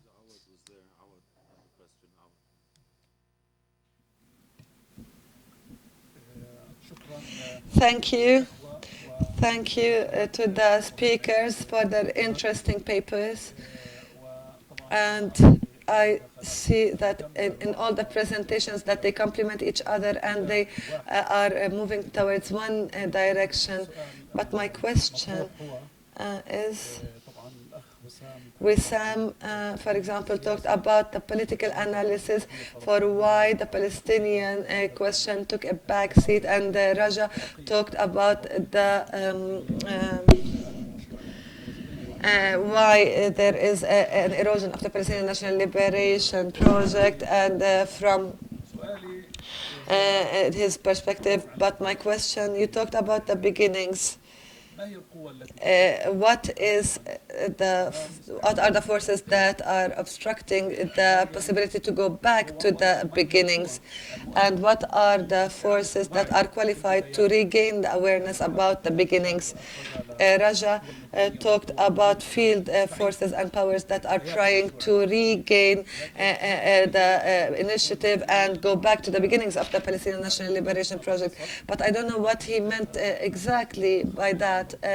I was guessing that maybe he's talking about the popular movements that are happening in addition to academics and intellectuals. But these powers, do they have a clear vision or a clear idea about what you are discussing here? Are they aware that we need to reproduce the liberation way of thinking and being, or do we have this vacuum between the state that does not exist on all of Palestine and to the two-state solution?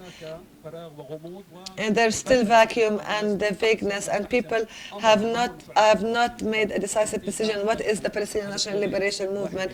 If the two-state solution fails, is the one-state solution viable? Is this something that the Palestinian National Liberation Movement or project? I would say I'll take one more question, then we close the first round and answer and get into the next second round. So there is سؤال أو ملاحظة لرجاء. Comment to Raja. My comment is your attempt to bypass Fanon's definition in terms of the national bourgeoisie. I can agree with you when bourgeoisie was in the exile.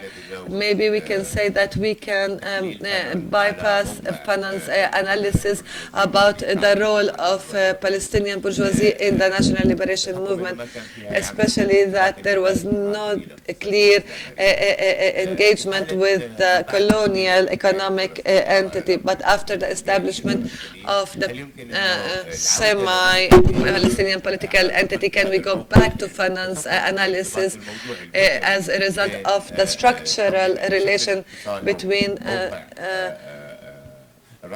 the place or the position of the Palestinian capital and its relation with the colonial entity, and therefore to reinstate Fanon?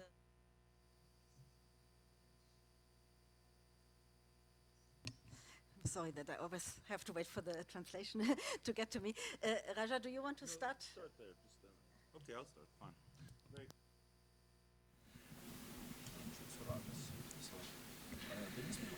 In terms of the international law, I don't know where the person is.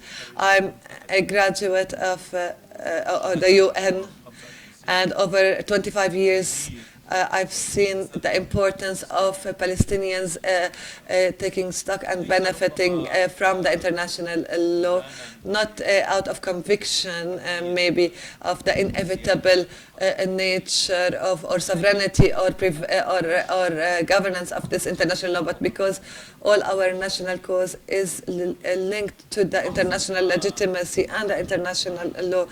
With my appreciation of Modar's vision that not everything relates to the law and that human rights are larger than the international humanitarian law as such, but definitely this is an important political and diplomatic front to confront Israel if we want really to confront Israel.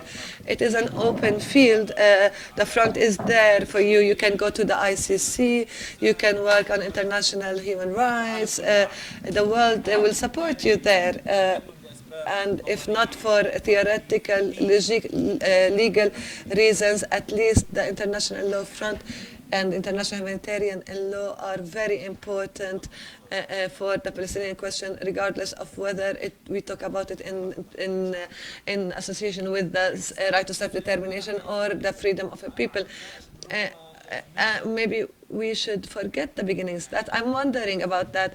We are still hanging on to an ideology that is called nationalism for the last 150 years, an ideology that goes back to the 19th century, and maybe we are the only people until now that are still talking about the right to self-determination within the framework of the nation and state is the path for liberation. I'm trying to disentangle this, to deconstruct this.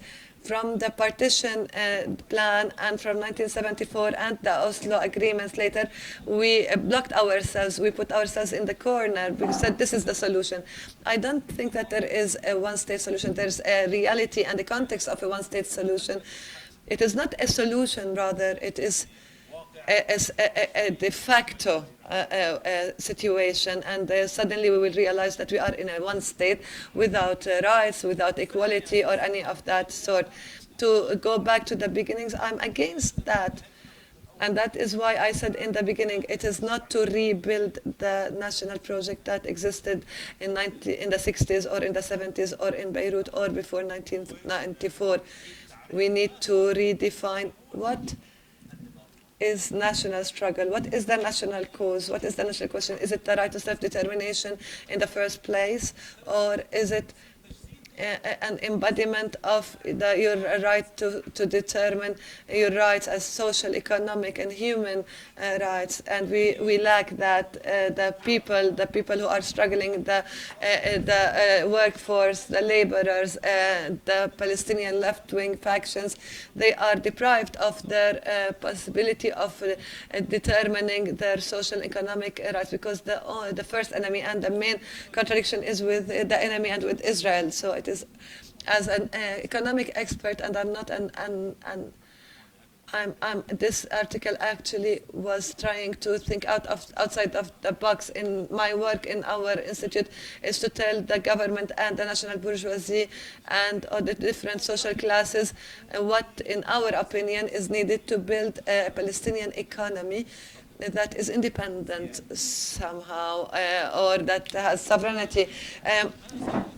I believe that this bourgeoisie and the Palestinian private sector continue until this day walking step by step behind the political leadership and cannot go or bypass them.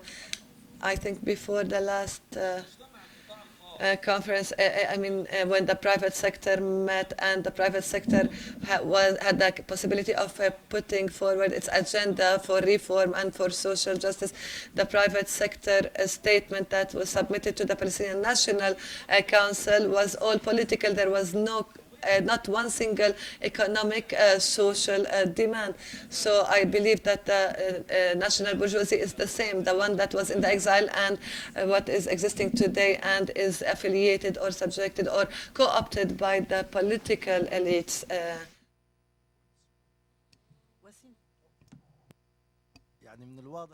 It is clear, I don't know if Raja and I are in two different places in the sense, but I think the right to self-determination cannot be possible or realized with the existence of the Zionist project. I understand fully his logic and that there are other aspects of the right to self-determination of Palestinians relating to social economic rights, but all of these rights cannot be realized with the existence of the Zionist project. By proposing to go back to the beginnings is to rethink our existence and the existence of the Zionist project, and these two entities cannot coexist. Basically, one excludes the other. They are mutually exclusive, and therefore the solution will be to end one of them. And I'm not talking about physically remove them, but rather the core or essence of the project or its agenda. Neither that we will throw them in the sea, nor that they would transfer us. No, I'm not talking about that. The core and essence of the Palestinian national project contradicts and is exclusive to the Zionist presence in Palestine, and therefore part of the Palestinian national struggle is also a struggle for the rights.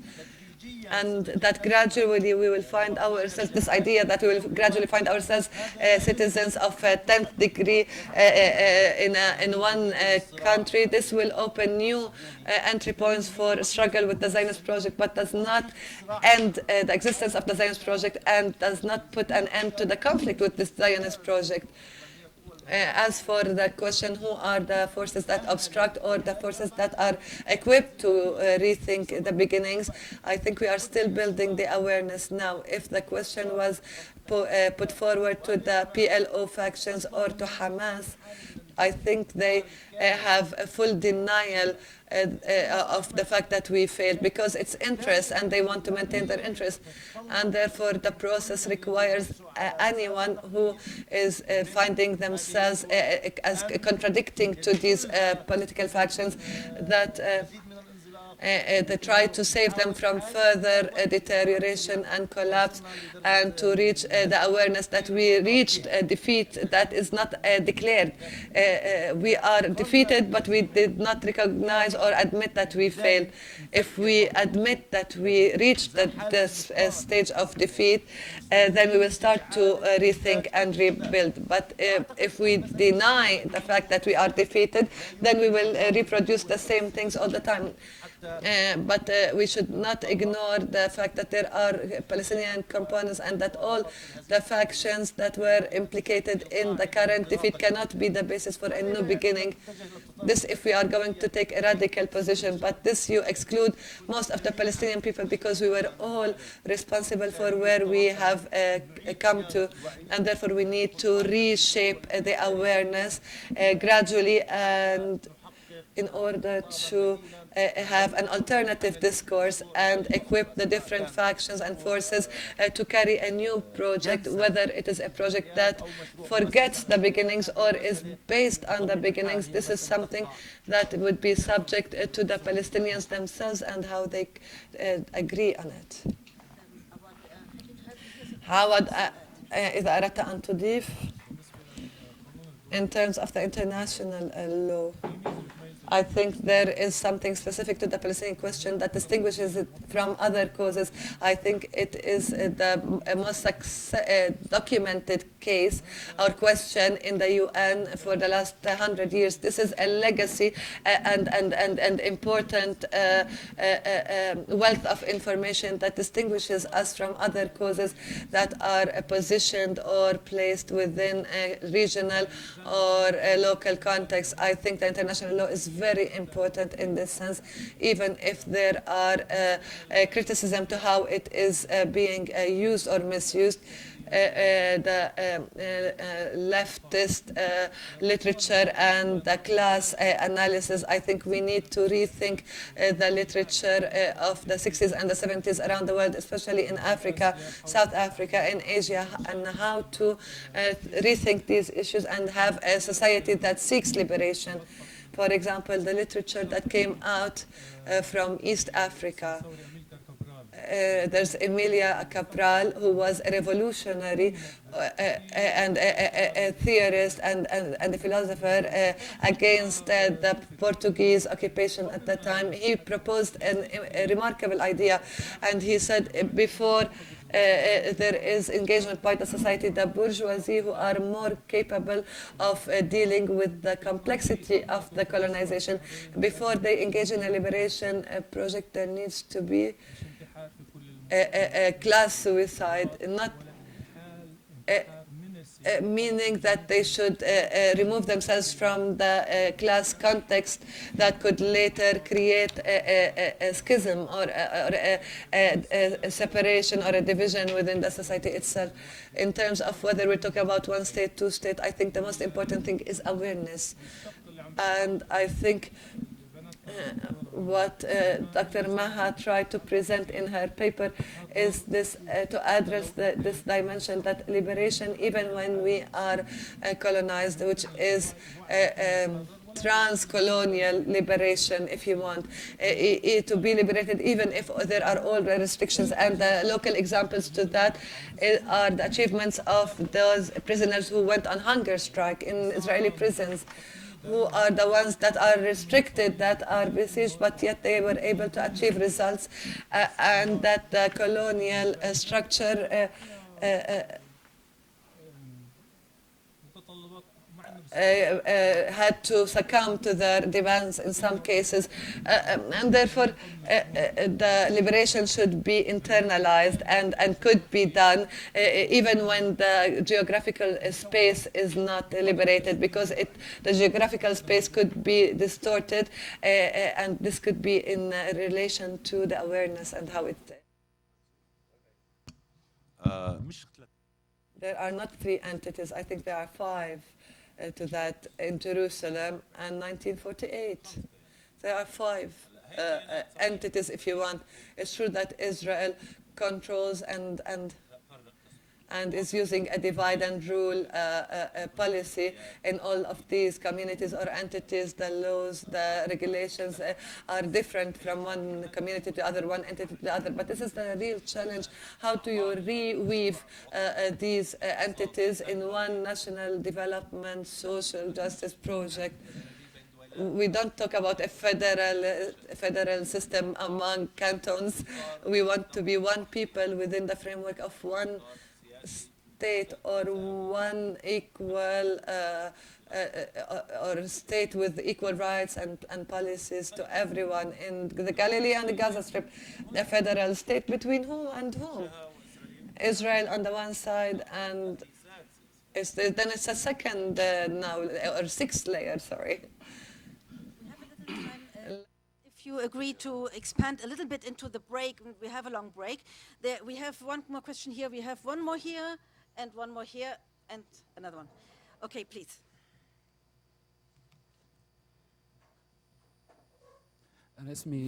My name is Yaqub Abu Asab. I'm a former prisoner. I listened into your presentations, including Dr. Mudar's presentation. I see that everybody agrees on the diagnosis or the description of where we stand. Dr. Mudar, if I want to quote him, in his presentation, he said that negotiation with the occupation is not feasible anymore. And Dr. Wasim says that we need to rethink the beginnings. Dr. Saman talked that the occupation imposes the reality on the space. Dr. Rajal Khalidi talks that the two-state solution is an illusion now. It's a deceit for the Palestinian people. I think it is very clear. We are talking about something that is very clear in that sense. I had hoped, since we are now talking about democracy and the democratization of Palestinian politics, that we would listen to the party that is absent from this discussion, that said that negotiations were not useful and not futile, Hamas and others, and that everybody should discuss that, because everybody agrees on the diagnosis that negotiations is futile. After the diagnosis, what are the practical steps that we need? If we are now slipping further into the abyss, whose responsibility is it to save if the factions are caring only for their interests and the PA has its own project and its own interest, then who would do this, and who would save us from further deteriorating?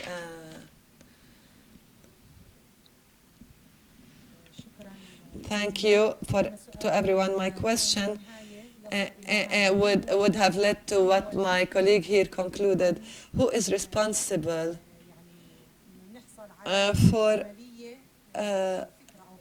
having an action plan, a practical action plan for bringing about the change, including changing the awareness and changing the awareness among generations? From my educational perspective, I believe that we need to work on education and changing it from the different phases, throughout the different education phases, that we start to have a curriculum that correspond with the changes and correspond with our fundamental demands. But where are the practical action plans in this regard? I wish that we have a wider vision or a longer term vision for everything, for all the plans that we have. We have a lot of research and we have a lot of intellectual people and thinkers, but what is lacking are the practical steps. What would bring us together to take on practical steps on the ground that we can implement towards social development, as Dr. Rajal Khaldi said, the awareness of the community, of the society, and reshaping the awareness are important. And we have social capital and human capital and social wealth in this regard. I work in this field and I have a lot of different perspectives in terms of the social capital. We have the social capital, but we are not investing in it. And we need to work on that in a practical sense.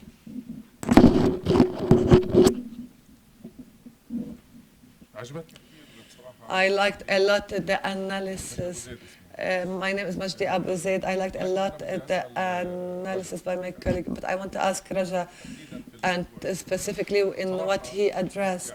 I think the paper had an in-depth analysis and is suitable for the situation that we are facing, but this is also not new.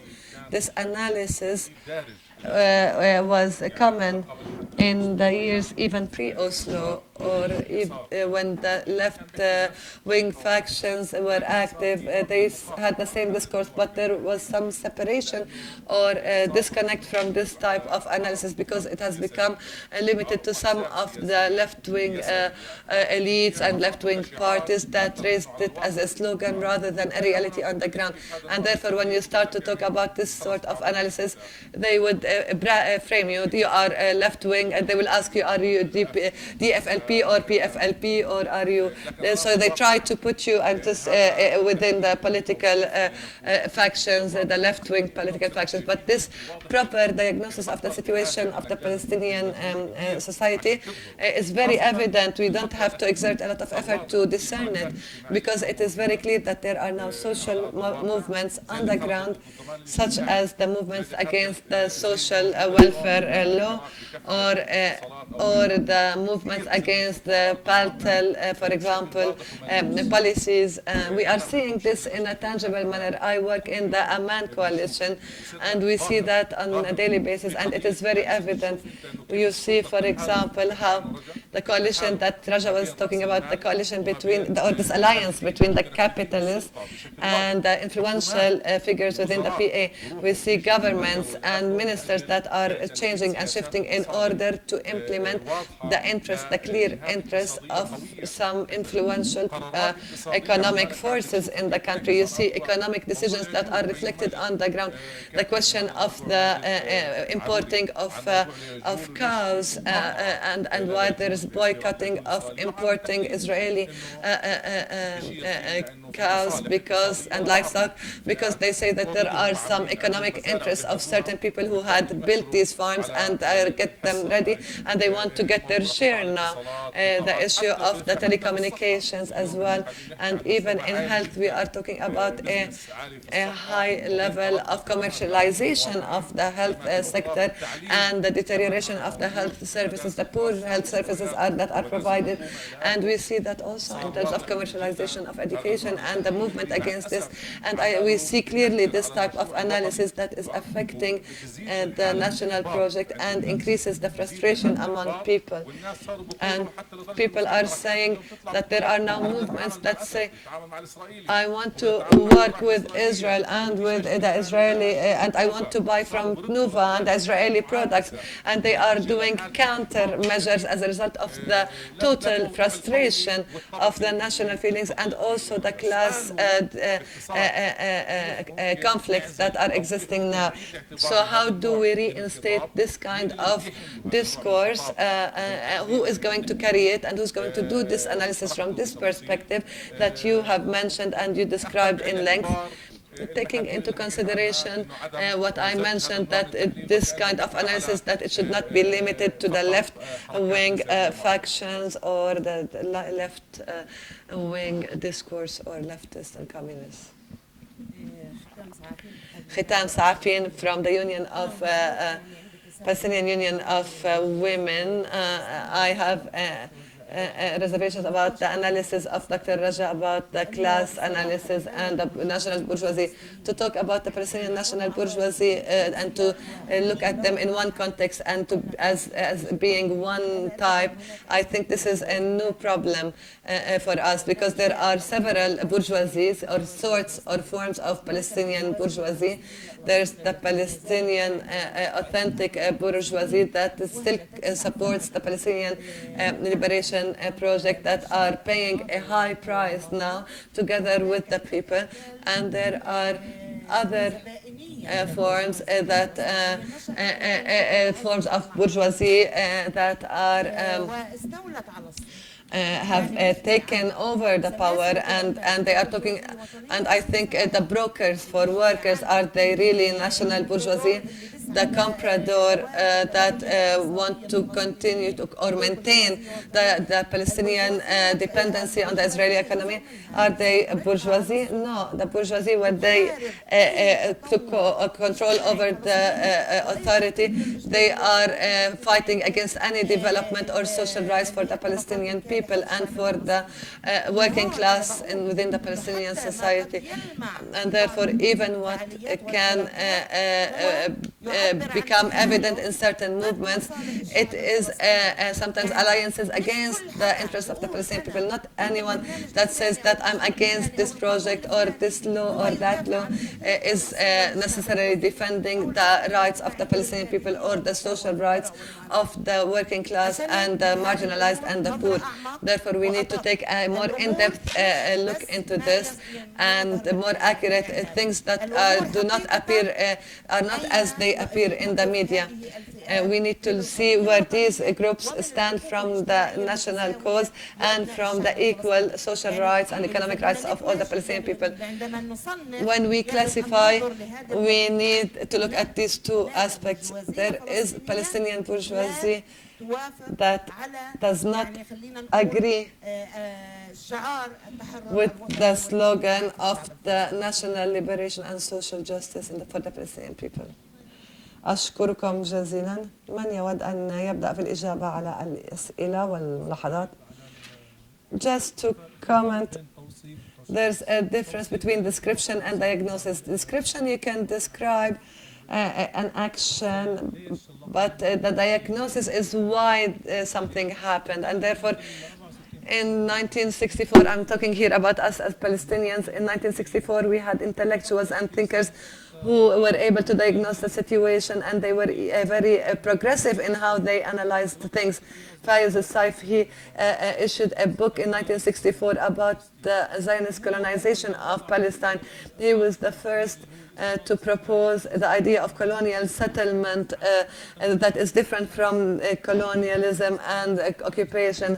And there's a difference between colonial settlement and settlement colonialism. And so he proposed that in 1964, because of the paradigms that existed at that time, was the Algerian, for example, experience or case, and how to defeat colonialism and send them back to their centers or to their countries. After 1967, the general discourse for liberation has shifted. There were pressures and there was a discussion of or acceptance of a two-state solution that 1967 territories are occupied territory. The using of the term of occupation to describe our situation, it's a problematic because the Fourth Geneva Convention does not prohibit occupation. The occupation can be legal under specific conditions, but the occupation authorities need to act properly according to the Fourth Geneva Convention.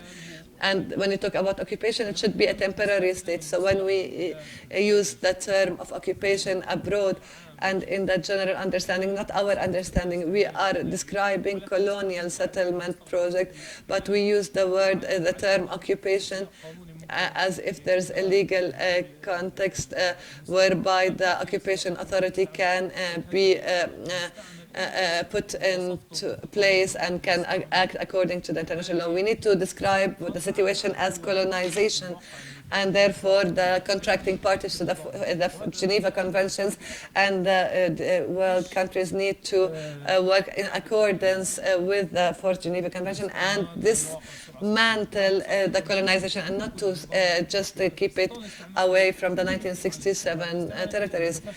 Colonial settlement project, if you create a high cost for the colonization, if the cost of the colonization is higher than maintaining colonization, then they will shrink away.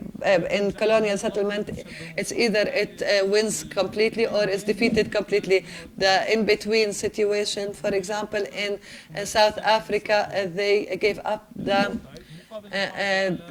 idea of the state in return of keeping two issues, economy and security, and that there will be no accountability retroactively or paying compensations or restitution for what was stolen from South Africa in the past.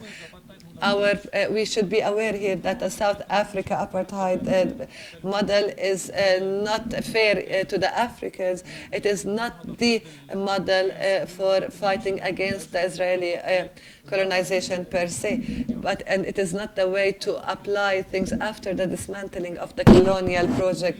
I think the diagnosis is very important because it gives us a methodology of how to handle awareness and how to stay away from politicizing that term, so that it is not a methodology for a certain phase, but the diagnosis did not shift or did not change. Zionism did not change from the beginning. What changed at the Palestinian level is that from attempting to defeat colonization to the two-state solution, until we realized that the two-state solution is not feasible anymore, and therefore we go back to defeating colonialism. But defeating colonialism is more difficult in terms of strategies that are needed.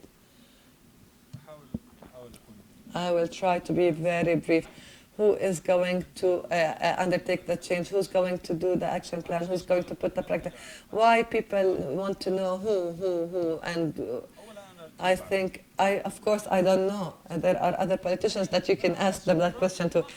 The revolutions are not planned, nor do the building of states are planned, except if you are within a framework of a conflict.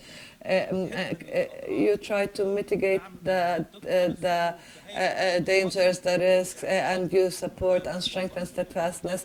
But the popular revolutionary movements came without any planning, nor that the leaders decided that even for the first uprising in the Intifada, it's true that the unified leadership was established eventually, but usually the leadership follows the people take the lead. The circumstances that you have mentioned, it's true that the discussion is not new, but the circumstances are new. In the past, we didn't have in Palestine economy, a state, people, institutions, laws, banks. We didn't have one space for all these contradictions to emerge. In my view as an economic expert, I don't see how these things continue to move in this direction and that we avoid the crash and based on these clashes. And that's why we have to talk about the differences among the different groups of bourgeoisie between who is nationalist and who is comprador or classified as such.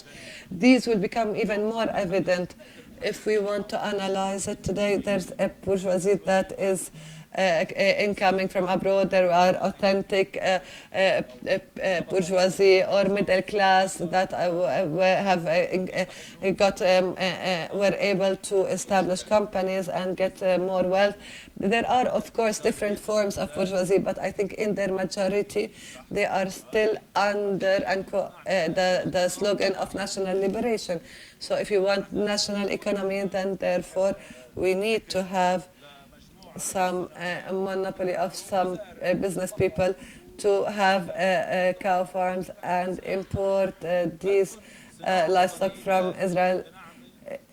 If you want national economy, then we need to do olives and pickles from a certain type and that we are currently importing from Israel. If we want to, what I'm saying, I can't. There are so many demos. Either we should stop everything from Israel and be destroyed, or we want to disengage from them, and this is gradual and should be selective and planned and find alternatives before we shoot ourselves in the foot.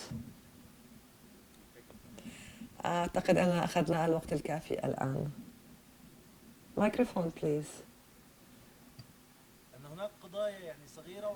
There are issues and small things that we can achieve progress in, but this does not mean that we need to forfeit the whole project.